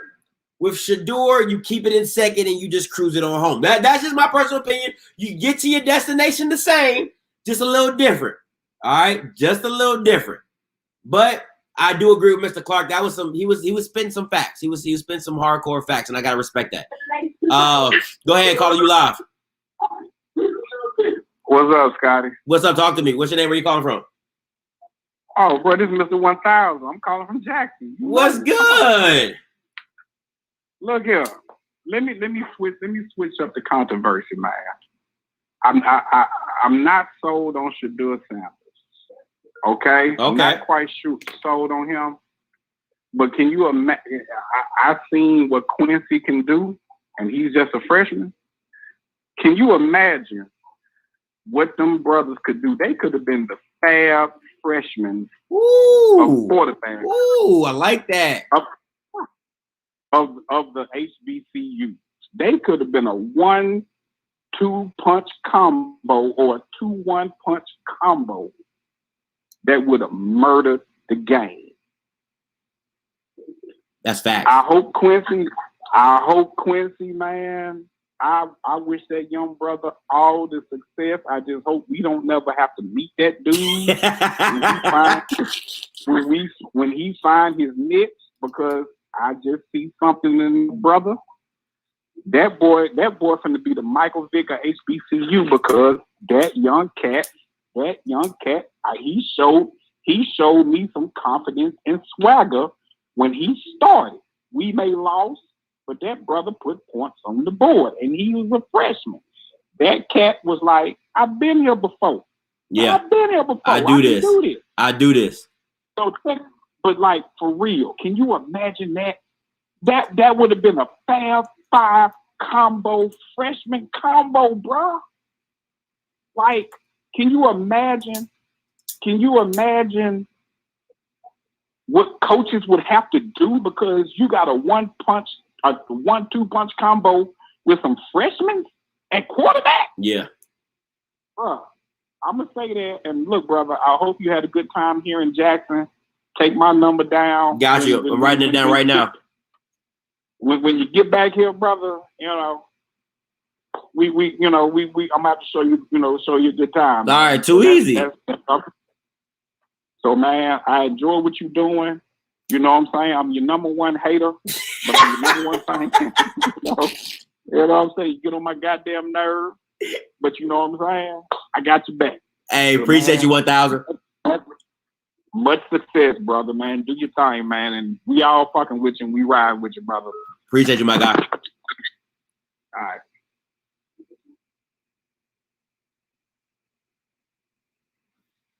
Hey, caller, you live. Talk to me.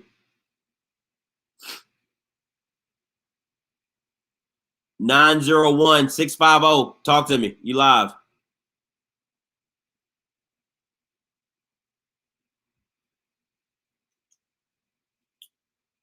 Last call for 901-650. You live.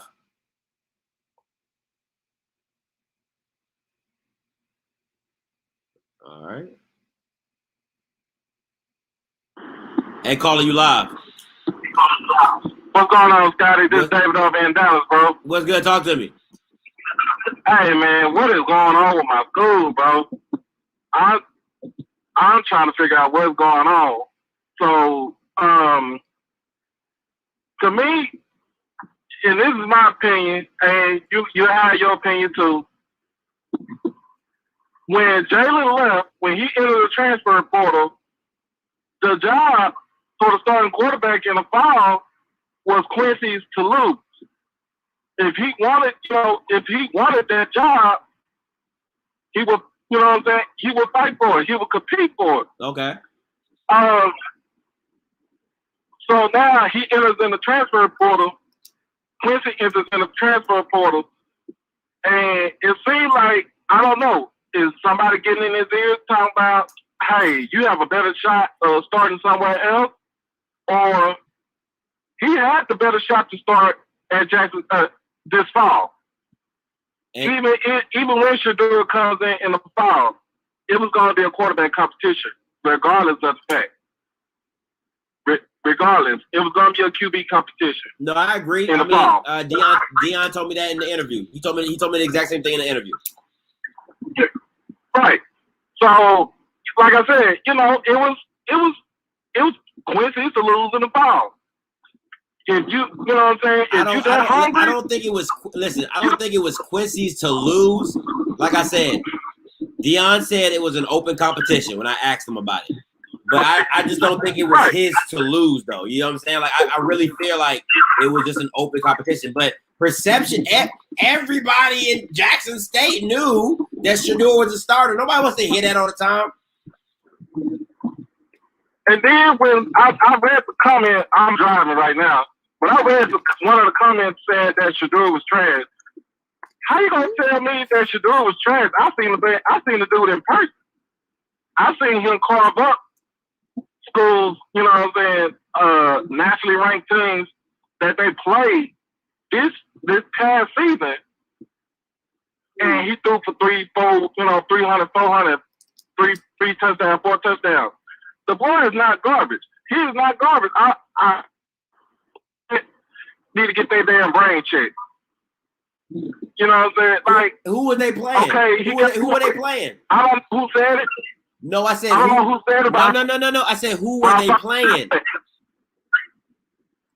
I know they played like two state ranked teams out of Arkansas.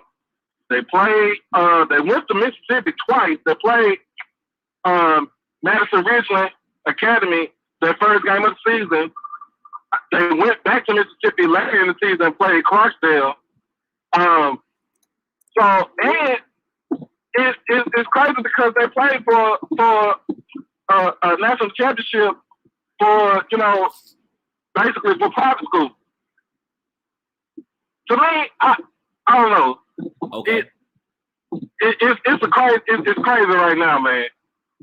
But I kind of figured when you told us that the other day that somebody from JSU entered in the portal, I kind of figured in my head it might have been Quincy, but I didn't want to make no, I didn't want to jump to no conclusion, make no speculations until it actually came out. No, I got you. We don't want to jump the gun and say, "Oh man, that's Quincy, man," but we don't know that. You're right. Nobody knows that. So, like I said, it's gonna be an open quarterback competition. You got Shador coming in. You got Grayson Thompson. That's Sunshine. That transferred there from UNT. Don't they have another quarterback on the roster also? Listen, I don't know no other quarterback than Shador and Quincy. If they name didn't start with an S or a Q, I don't know them. Now, it's Sunshine. That's all I know. Sunshine. That's all I got. Yeah, but yeah, that's Sunshine he's from Denton. Yeah, I know. You know what I'm saying? It's crazy though, man. It's crazy, but everybody has to realize this: Deion Sanders took over a team that was coached by somebody else. He took over somebody else's. He took over a team that coach recruited, that the previous coach recruited. Granted, we all want, everybody wants, it's instant gratification. You want him to win like right now. Yeah.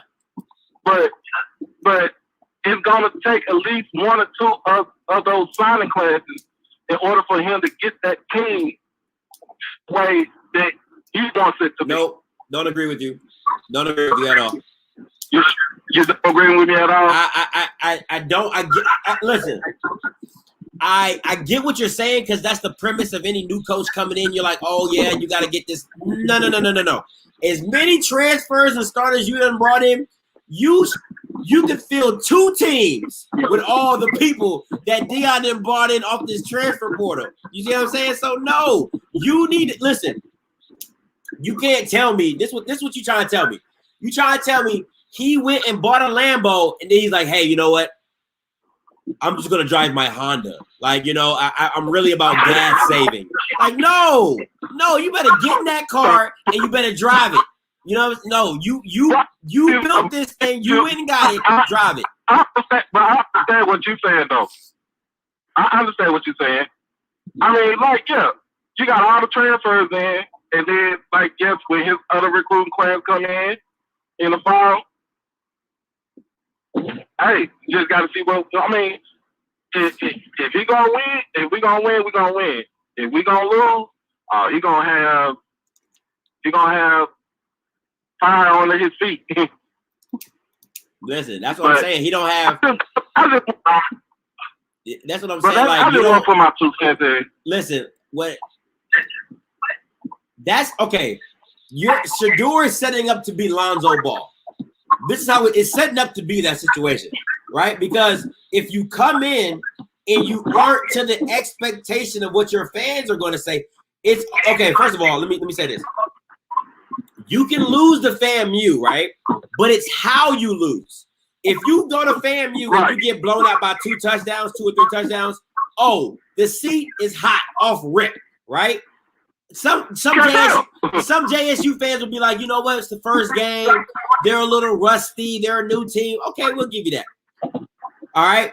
You lose by a Grambling type situation where you fumble on the one. You'd be like, all right, they were competitive. They'll learn how to win. You see what I'm saying?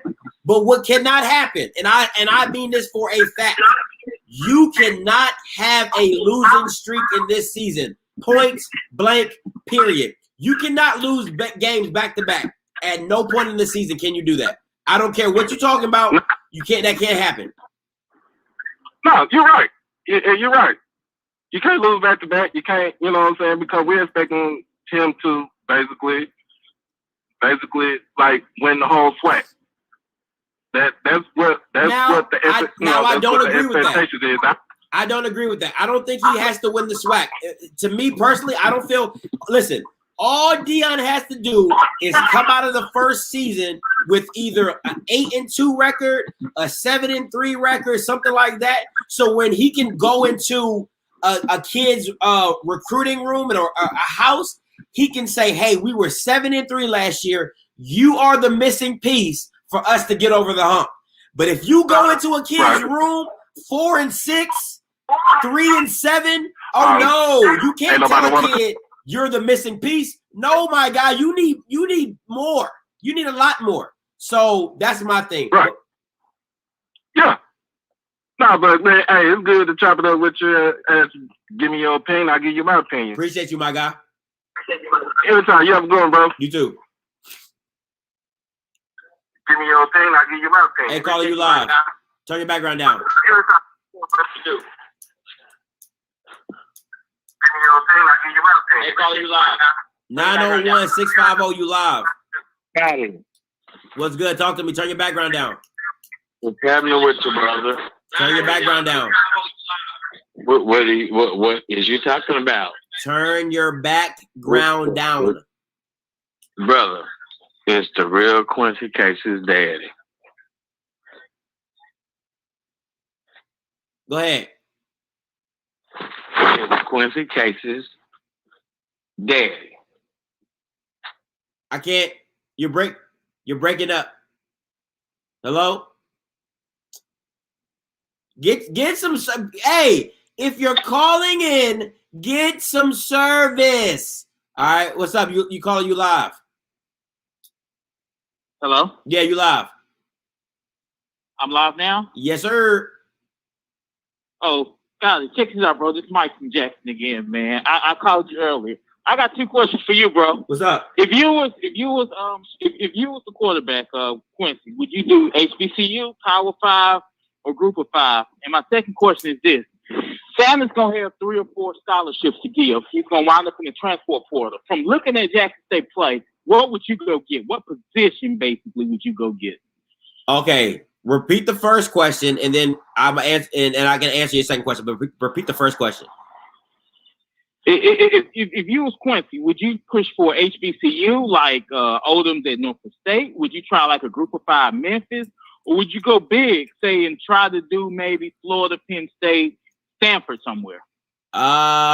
Okay, so I love the question, right? So if I'm Quincy and I'm taking it as I have the talent of Quincy, but I have my mindset. I'm gonna give you that caveat, all right? So if it was me, I would go to a place to build my own legacy. That would be me. So like I would stay in the SWAC personally because I would want to go see Deion and Shador. That would be my grudge. Like I would like you about to come see me. You got to come around this way and you about to come see me. That's me. I'm petty like that. You know what I'm saying? I'm gonna show you who's better. That's just how I get down. Captain Petty, Sergeant Smoke. If I wasn't as petty as I would definitely go Power 5, maybe like to an Arizona State or I would definitely go Power 5. If I wasn't as petty as I am, I would definitely go Power 5. And what's your second question? 3 or 4 players to enter that portal. I heard a couple more from really good sources. 2 or 3 more is gonna leave. I know that for a fact. Okay. He's gonna wind up with at least 4 scholarships. He's gonna wind up in that transport portal. What positions would you go get? You the head coach. You got 4 scholarships in the portal. What would you go get? That's a good question. I would have to shore up my D line. I can't. Okay. I can't not at least 2. I'm gonna use 2 of those 4 to make sure my D line. Defensive end. No, I need. Listen, you're going to get Southern. All right. So I need somebody that's going to plug up that middle, that nose guard, D tackle. I need a fat body. You know what I'm saying? Who is nimble and can plug up the hole. Because, like I said, you're going to see Southern. You're going to see Alcorn. These teams love to run the ball. I ain't doing it. You ain't. No. You're not about to get me. All right. That would be 2 I use for that. And I would have to shore up my O-line. Because if you really think about it, JSU is set at skill tackles. JSU is set at skill positions. At skill positions, they set. Man, they loaded. They need a cornerback. They need 1 more cornerback. No, they don't. No, they don't. Trust me. Listen to me. All right. Listen. All I can say is they good. they good. Okay. Ooh, my nose is different. Ooh. Yeah, so they good on that aspect. So they need O-line and D-line. And I might, if I definitely didn't get a D tackle, I would go one D tackle and one linebacker, just to have for backup, because to me, the front seven is the most that was getting the most exposed. You know what I'm saying? So I would use 2 for the O-line. I would use 1 D tackle and 1 linebacker. Wow. So, okay. What about you? What about you? No, you can tell me. What about you? Where do you put them at the end of the year next year? What's up? I said, what do you give them? 8-3, 7-4. What you give them? Listen. Okay. Oh my God, this is gonna sound really. I'm listening. I feel like I'm about to be really Stephen A. I love you, man, but I gotta question you a little bit. I love you. Stephen, I felt. I'm gonna feel real Stephen A. Smithish on this one, right? Bro, go for it. I see 8-2. I see 8-2. And the reason I see 8-2 is because I think they're gonna lose FAMU. I just don't think they're ready for that team, especially it being the first game. I see 8-2. But I think once that team gets familiar with themselves, like a little bit more, I think it's gonna be a buzzsaw. I'm not even gonna lie to you. I can see them going 9-1, 8-2. Because if they get it going with the people, man, listen, that's all I can say. That's all I got. Listen, you know, I was there. I talked to Deion. Listen, he made me a believer. I'm not gonna lie to you. He did make me a believer. Deion can sell milk to a cow. You know what I'm saying? I'm trying to tell you, bro. He made me a believer. So I say like 9-1. Real talk. I say like 9-1, 8-2. Like if they gotta start off fast. If they start off fast, no team in the SWAC gonna want to see them. No team in the SWAC gonna want to see them. Trust me when I tell you. And one other question, Scotty, or one other thing I'm gonna say, man, I'm gonna let you go, bro.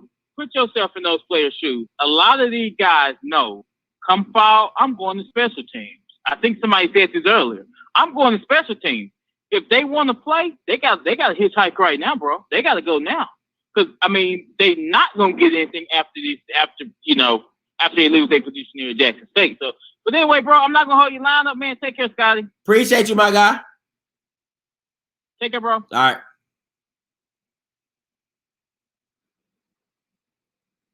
Listen, listen. FAMU is not to be fooled with. All right, FAMU is not to be fooled with. Like simple, plain and simple, not to be fooled with. To have that to be your first game with all the promotion, I get it, but that's a big game. And I don't know as a team, individuals, some players can get up for that game. Some players might not get up for that game. But as an individual, I think some players are going to get up. As a team, I don't think as a team they're going to get up and get ready to play that game. And I think, FAMU being in Florida, the atmosphere, I just think it's going to be the bands being there. I just think it's going to be a little too much for FAMU. I think it's going to be a little too much for JSU. Just a little too much. But after that, if they get that thing on track, listen, you do not want to be on the tracks when the train come through. That's all I'm going to say. You do not want to be on the tracks when the train comes through because they going to hit you with the woo-woo. But now back to his original question. If I was Quincy Casey, I want all this smoke. I want all this smoke. I want you to know that you should not, I repeat, should not have picked him over me. I'm coming back. I'm trying to throw 5 tubs on you. You know what I'm saying? I'm trying to come back like Tom Brady and win the whole thing on you.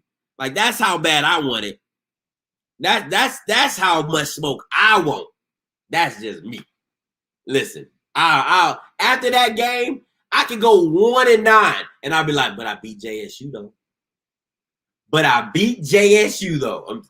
That's how I feel. I ain't even gonna hold you. I ain't even gonna hold you. I am not even gonna hold you. I'll be waiting for all the smoke. For real. Oh man. Man, you not. Oh man. You must not know how we roll. Got uniforms. The game will be boring for real. Boring against Nugget. I don't care. I don't care. I'm throwing that thing. Listen to me. I don't care. I'm throwing it. I wouldn't, man, listen. Matter of fact, I'll walk to the center of the field. I'll be like, what's up, Nugget? I'm throwing at you today, guy. What's up, Holmes? I'm throwing at you today, my guy. Like, bro, Shiloh can get the smoke too. Hey, what's good, homie? Dap him up. I'm coming your way, homie. Who else want the smoke? Hamilton, hey, Keontae, coming your way too, my guy. I'm giving you all the smoke. Everybody can get it. It's nothing. I'll dap Shadur up. You want me to outplay me today, guy? Nice seeing you again. Like, that's like, nah, I'm with all that. Yeah, I am with all this smoke. With all this smoke. I'm trying to tell you. Watch me. Watch. I'm doing it.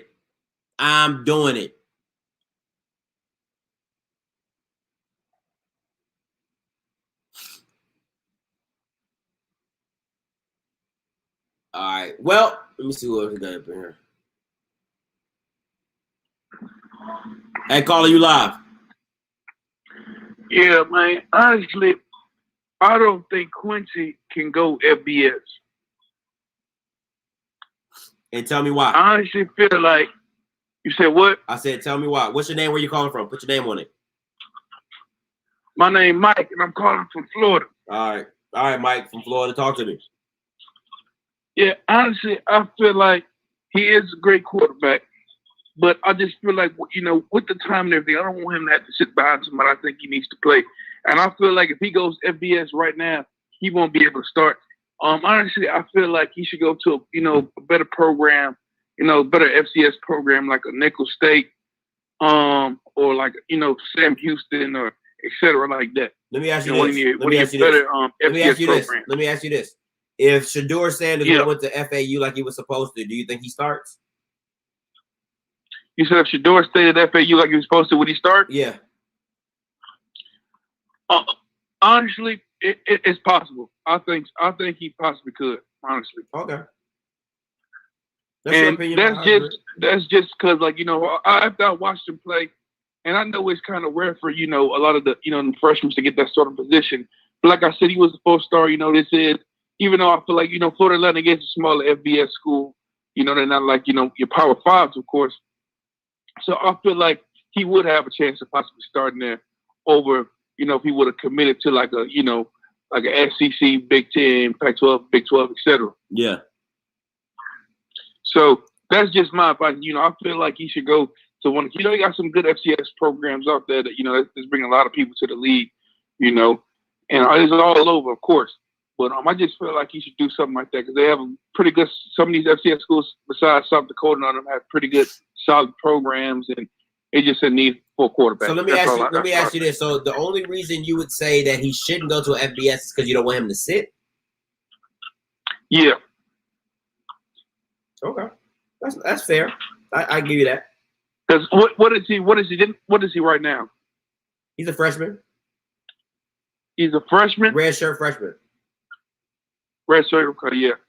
Okay, well shit. I understand because doesn't he get that extra year because of COVID, right? Yeah, so he gets 4. He gets 4 years. Well, he is you know 4 what? Years. Well, I guess, shit, if he gets that, because I forgot about that, maybe so. Maybe he could do so because, I'm guessing, like you said, his goal is to get to the NFL. So I guess whatever fits best for him, but I still wouldn't knock down one of them, FCS programs where he can make an impact right then. And maybe if he wants to transfer it after that, necessarily, because I feel like, since they did have the little extra year, you're going to have a lot of people just choosing to stay that extra year because they didn't get that opportunity. Yeah. But that's just what I feel. But really appreciate it. Oh, no, you good. Appreciate the call. All right.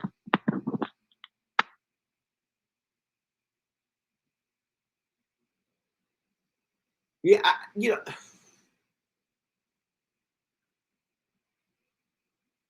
is it? Is it okay? Oh man, I would love to see Quincy go to Southern. I would love to see Quincy go to Southern. I really would. I mean, their offensive line and D line is legit. Their offensive defensive line is legit. I really, really, really would. Scotty, did you ask Deion about the possible new stadium? I did not ask him about the stadium. But I really think I wish that he had traded in college. He would have traded Quincy for three, 4 stars. Excuse me. Chris, you stupid, boy. You stupid. Chris is a good Excuse me. Oh man, excuse me. So, but it's getting late. I don't have no more callers in. So listen, guys, I appreciate you for tuning in. Quincy Casey, if you out there, my guy, make sure you send me a jersey wherever you go. And I don't care if you don't come back in the SWAC. I'm following you. All right? I'm following. They gonna hear about if you playing. I'm gonna drop your stats on my channel. I'm rocking with you, Quincy, all day, every day. Bet that. Best believe that. You know what I'm saying? So, Deion Jr., please call. So anyway, until next time. Oh, hold on real quick. I got one more caller. Hey, you called it just in time. What's up? Hey, man, Quincy Casey is a starter at every SWAC school next year except Alcorn and Alabama A&M. Man, this guy can make all the throws, and he's elusive in the pocket. Is this Mr. Pap? He can run to the RPOs real good. Is that you, Mr. Pap? Yeah, this me. What's up, Mr. Pap? Talk your stuff. Nothing much. But hey, man, Quincy Casey. Yeah, this me.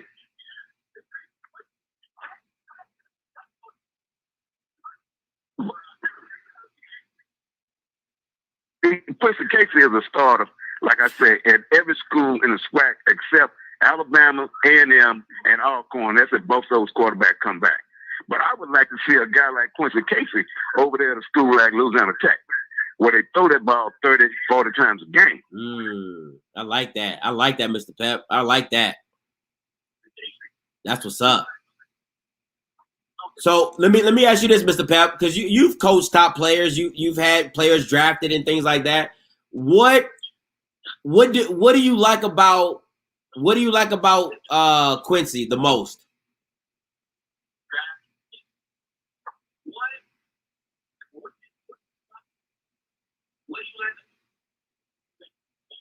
Well, I can tell you one thing, man. Quincy, if you watch that game against his last game, man, Quincy played with poise. He didn't play like he was a freshman. All right, and then if you watch some of those deep sideline throws, man, those NFL throws. I've been saying that, Mr. Pep. These Bammers in the comments don't know football. They do not know football.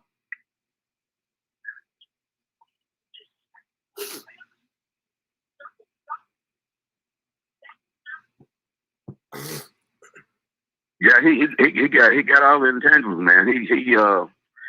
I tell you what, if they had both of these boys come back next year, I tell you what is I haven't seen Shadua play, but it'll be hard to put this kid on the bench. I totally agree with you, Mr. Pep. It is what it is. You know, the decision's been made. He gonna move forward. But I like the Louisiana Tech play, and I appreciate the call, Mr. Pep.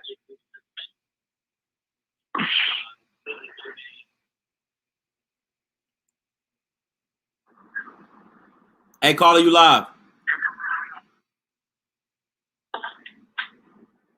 Hello, caller, you live. Yo. What's good? Talk to me. What's your name? Where you calling from? Nothing much, man. Nothing much, man. I'm calling from Texas. What's your name? Yeah, you hear me? Yeah, what's your name? Franklin Saint. All right, talk to me. Yeah, man. more like with Quincy, man. I feel like I heard, a couple people saying he should go to Southern. I feel like he should go to TSU. Oh, Texas, Tennessee State. You said what? You said Tennessee State? No, Texas Southern. Texas Southern. Okay. Yeah, man. They've been having a lot of troubles, with quarterbacks, probably for the past, pretty much to get good minute. Heard they supposed to be getting on a lot of good wide receiver core, and off the rip, I know he'll get the starting position. Texas Southern have a pretty good fan base. It's pretty big school and everything. They just don't have the football. The football. I guess you could say winning thing going down right now. They've been getting blown out. Yeah. I feel like he has a good amount of years in him, so he can pretty much turn that program around. And if he surely goes there, he will be the star. The star player. Yeah. I feel like that could be a good move for him. See, okay, there's a difference. Listen, this is the thing. You have to take a really, really big chance on the belief in the coach, right? In the recruiting. Because I can go down there and I can go to Texas Southern and be the man, but then I don't have the tools that a JSU would have, or a Southern, or a Alcorn. You get what I'm saying? I can be the man, but now I'm the man by myself, and I ain't got the help that I need to go back and give. Well, and see, that's the thing I'm saying. See, like you say, Texas Southern, they're a well-funded school. They have the money. But when you got a good quarterback like that, everybody pretty much they start to know his name after the the little Deion Sanders situation and everything. So once he gets there, they know the type of quarterback, the caliber of quarterback he is. Yeah. A lot of times when you have players, coming out of high school and they about to go like to the HBC, one of the FCS schools, they want to make sure if you're a wide receiver, you want to make sure you're going somewhere where they got a good quarterback. Yeah. So now Texas Southern. Now I'll tell you this. I know from this perspective, if I had to go to an HBCU, I'm coming out of high school, right? Yeah. Of course, I want to go somewhere, football program where they have a good football program, right? Yeah. But you also want to go to a city where they got shit to do. And Texas Southern is the middle of Houston. Houston is one of the biggest growing cities there is. That's facts. It's not boring. It's a big fun campus. So that's one thing they got on the upper hand. Now they got a quarterback. If they got a good quarterback, they can bring in some wide receivers. Texas Southern can actually be one of the places where a lot of these players choose to go to. I see like they have a lot of potential. They have a real nice campus. And for his job opportunities is Houston. Houston is real cheap to live in. It's not like you in Bourne, Jackson, Mississippi Valley, Alabama A&M. You in Houston, just like you got FAMU. FAMU's doing good there in Florida. You got Southern doing good there in Baton Rouge. Yeah. So I feel like Houston could be the next thing. If they get them a quarterback, they can get a lot of recruits, them right. But that freshman they have isn't bad though. You said what? The freshman that they have, he's not bad though. Yeah. Well, I can agree, but who would you rather have? Quincy. Oh, Quincy. Yeah, Quincy every day. Quincy, yeah. So, and I just feel like with that, that'll bring some noise around it, because I'm sure like a lot of the players know, and I'm sure he got a lot of friends, in the area who still want to play with him, who want them as their quarterback. So that might, you say, you know what, you going over there, I'm going to go over there with you, So I feel like that'll be a good move for him. Appreciate the call, my guy. And last thing, I can say one more thing? Yeah. Yeah, man. I was wondering, man. I really like your shows, and I see your platform is growing, man. But are there any more football games going on? Because I'm not like FCS games after this, or is it just there is one this week? So I was wondering, man, you could start doing some like late night shows, some midnight shows, or like the early morning like game day shows, stuff like that. Like the night before and all that.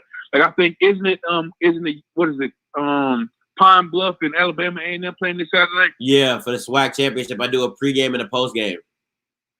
Yeah, man, you start doing some shows like that, like some Friday nights, because I feel like a lot of those people who normally they be off of work around that time, and your platform get big. Just talk about football, whether it's HBCU, maybe you can talk about just some regular, college football, and the draft coming up. You could probably do a show for the draft coming up. I have an interview Thursday with okay. What's tomorrow? The 29th. Yeah, the draft is tomorrow, so I will be doing the draft after my interview. Hopefully, I I got Jacoby Durant and Zafir Kelly coming on tomorrow for the interview. Those some bad boys out of MEAC. But after that, yeah, I'm gonna do the draft. If not, then yeah, I probably won't do the draft because I just want to see who my Cowboys going to draft. That's all that's all I really care about. So. All right, man. Well, appreciate it, man. Appreciate you, my guy. All right. Hey, calling you live. What's up, man? This Sick. Who? I got a question. Who? Sick Dog. Okay, what's good? What's good, man? What's good, man? I got a little YouTube channel too, and I do little interviews on sports and shit like that. But my question was, what is gonna be Deion's safety blanket now that all of these quarterbacks decide to leave? It's funny. I had this conversation with somebody earlier today. I really, and people in the comments, please don't kill me when I say this. All right, Deion Sanders is hoping that Shedeur is Trevor Lawrence, and what I mean by that is that he starts for 3 years. You never worried about injury, and he's the guy. You know what I'm saying? Like, you don't. That's what he's hoping for. He's hoping that his son is the guy, and he doesn't have to worry about anybody else coming in, backups, whoop-de-doo, all right, whatever. But 3 years, he's good. He solidified that position, and bung. You know what I'm saying? Like, he don't have to worry about it for 3 to 4 years. That's what I assume Deion is looking at when there is no safety blanket. It's my son's going to be there for 3 years, and he going to go to the pros. Okay, so what about the season, though? If you say, for example, okay, well, my son going to be there for 4 years, he going to play quarterback, and you saying, oh, I'm going to recruit, you getting all these coaches together, and you telling all of these athletes to come in, and you want to recruit the best players, and then you look at Alabama A&M, and you look at Southern, and they don't have coaches that's dads or sons that are players, what makes you think that they're going to take it easy on Shedeur? They going to be coming, like Southern and Alabama State, Alabama A&M are going to be coming at Shedeur Sanders just because of their reason. Bro. And if he get hurt, then what? You got to put one of the DBs at quarterback or something. So he got to recruit the best quarterbacks as well. Listen. And he quarterbacks in Texas that's better than Shedeur. That's coming up.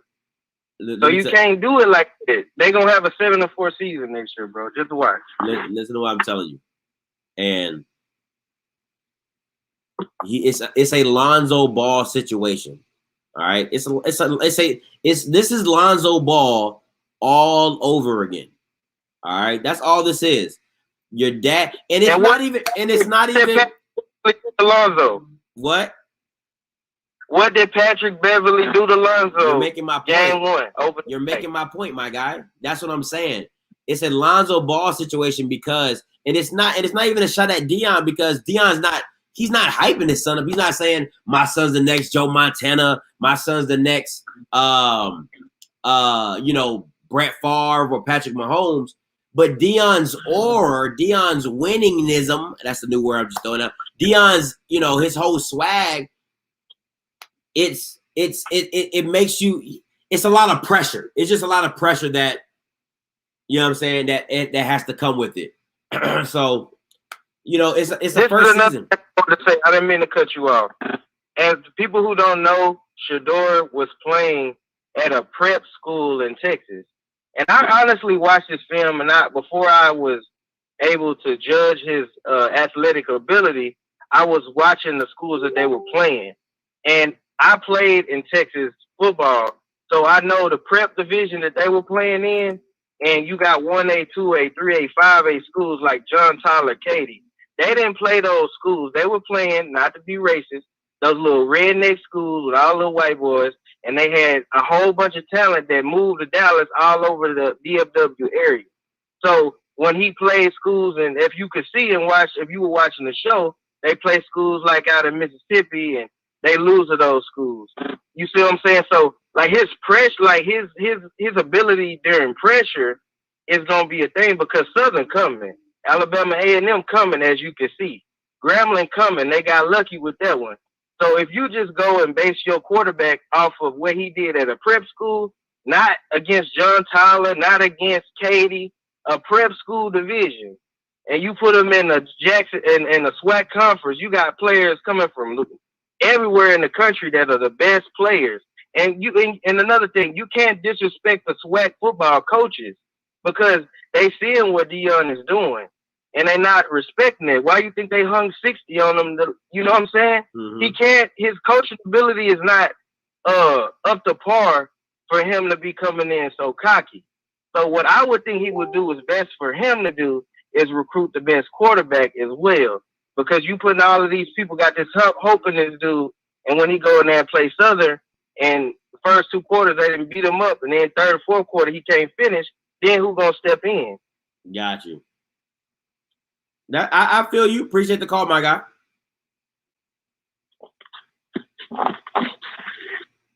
Hey man, listen. That boy came in hard like a wrecking ball, my guy. He was like, "Nah, we not doing that." He said he was playing prep schools in Mississippi, 2A, 3A. You don't know. You don't know. That was crazy. Came in hard. Hey, listen. Zay has spoken. Oh man. But yep, so listen, I'm about to end this live. Oh my goodness. Who's this California? Who is this nigga on this nav? Hey, calling you live. Yeah, man, it's going you know how to do it, Chief. You know why Quincy left, right? What's your name? Where you calling from? Scoop, man, South Carolina. What's up? Talk to me. You know why Quincy left? You don't remember me? I told you before. You know why he left, right? Why he left? You don't remember me when we were talking? Uh-uh. The reason why Quincy left is because Jackson State players don't got the biggest dicks.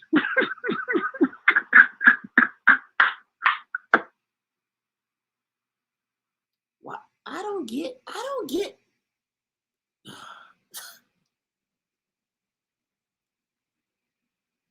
Those are the kind of dudes that never get girls.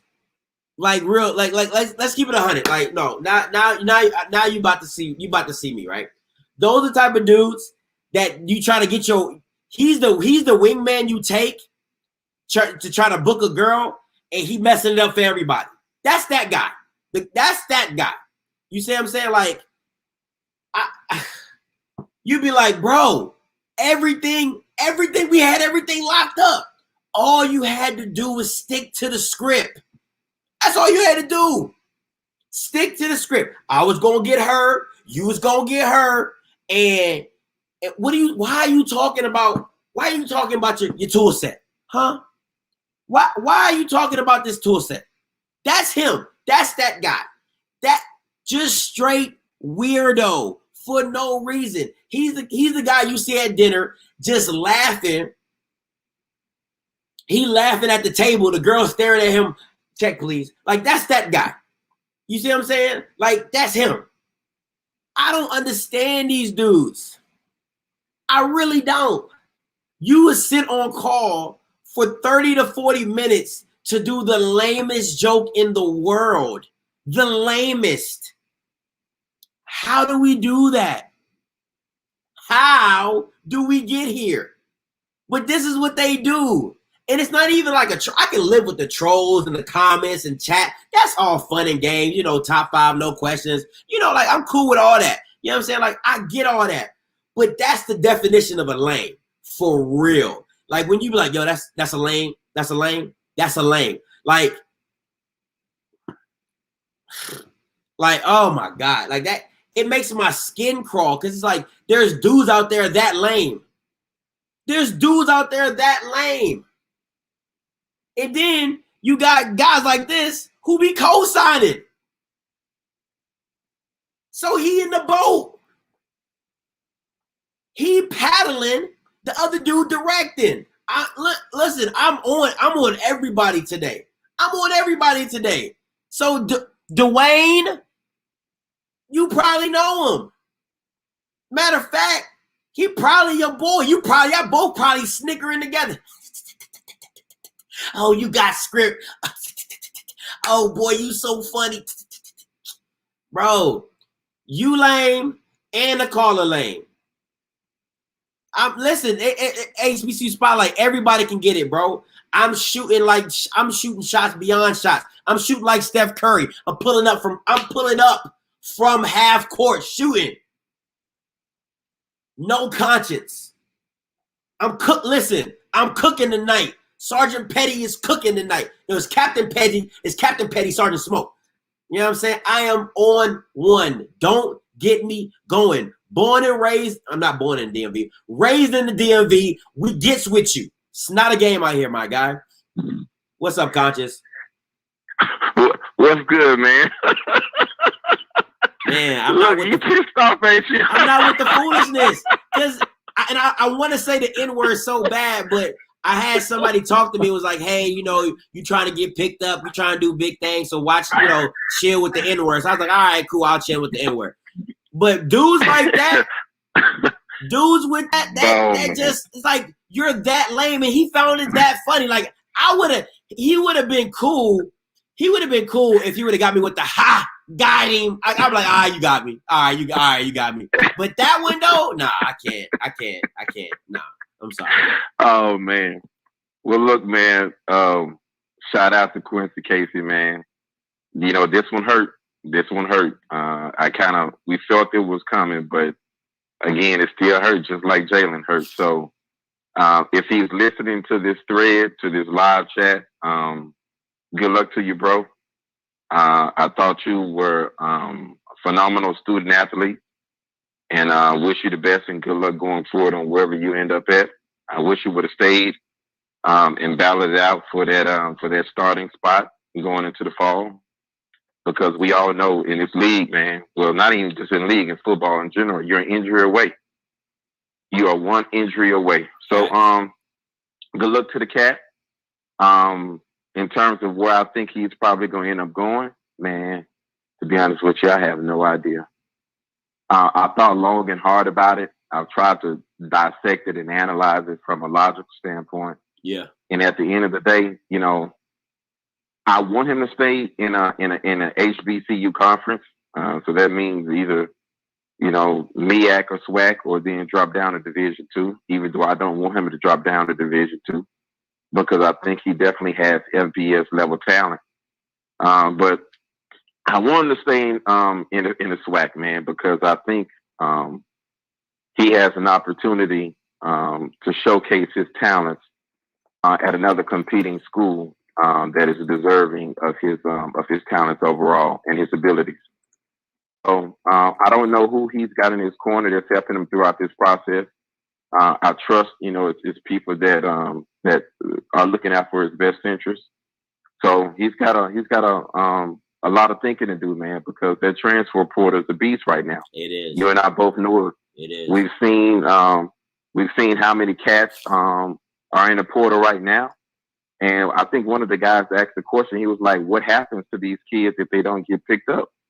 And the sad answer is, that's it. That's it. Either that or they drop down to Division II or try to find somebody to pick them up. But I definitely think he's going to end up in a good situation. I think I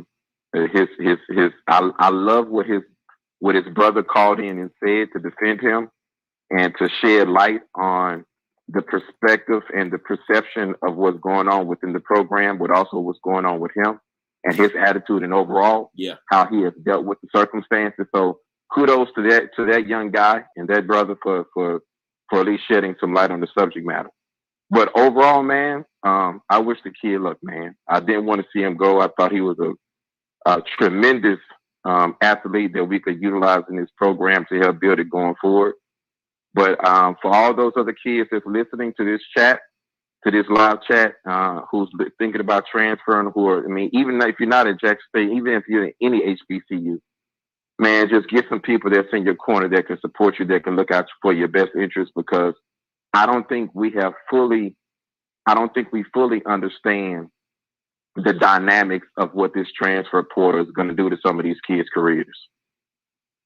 And I think we really need to start slowing down and taking a real, focused look at the ramifications of all these kids going into this portal at once. It's becoming oversaturated right now. And when it becomes oversaturated, it becomes a dog-eat-dog situation where these kids are all battling to get a spot at the school of their choice. And somebody's going to get left out. If I'm being honest, though, Conscious, if I'm being 100% honest with you, I don't feel sorry for no kid in the transfer portal. Because if I'm being 100% with you, because at the end of the day, it can with anything, it can help or hurt. With life, it can help or hurt. You know what I'm saying? Like, you can stay at Ohio State for 4 years and never start. You know what I'm saying? Or you could jump in the portal, go down to maybe, go to a Maryland, go to a San Diego State and ball out, be an All-American, All-Conference, whoop-de-whoop. You see what I'm saying? So kids just have to learn to deal with their choices. How about this? How about instead of going to the school with the big name because it's a big name, how about you go look at the depth chart? How about you go see if you really gonna play? You know what I'm saying? Like, that's what you need to be focused on. I don't care if Alabama just came and got you. Are you going to play at Alabama? Like, are you? Because remember, you might get that year. They got other 5 stars coming right behind you the next year, and the year after that, and the year after that. So it's like, bro, you need to do your due diligence and make sure you pick the right school. Now, like I said, things happen, injuries, all type of stuff. You lose your spot. Okay, cool. And then you want to jump in the transfer portal and do what you got to do. Okay, cool. Because there's a story I read on the transfer portal in 2019. A kid from Ohio State was a linebacker, only played special teams. He said he tried to stick it out as long as he possibly could. For 3 years, he played nothing but special teams. He jumped in the transfer portal. He went to the University of Maryland, became an all-conference linebacker. You see what I'm saying? Wow. Like, it happened. You know what I'm saying? Like, he would have never, and they asked him, would you think you got that opportunity, being at Ohio State? He says, I don't think so.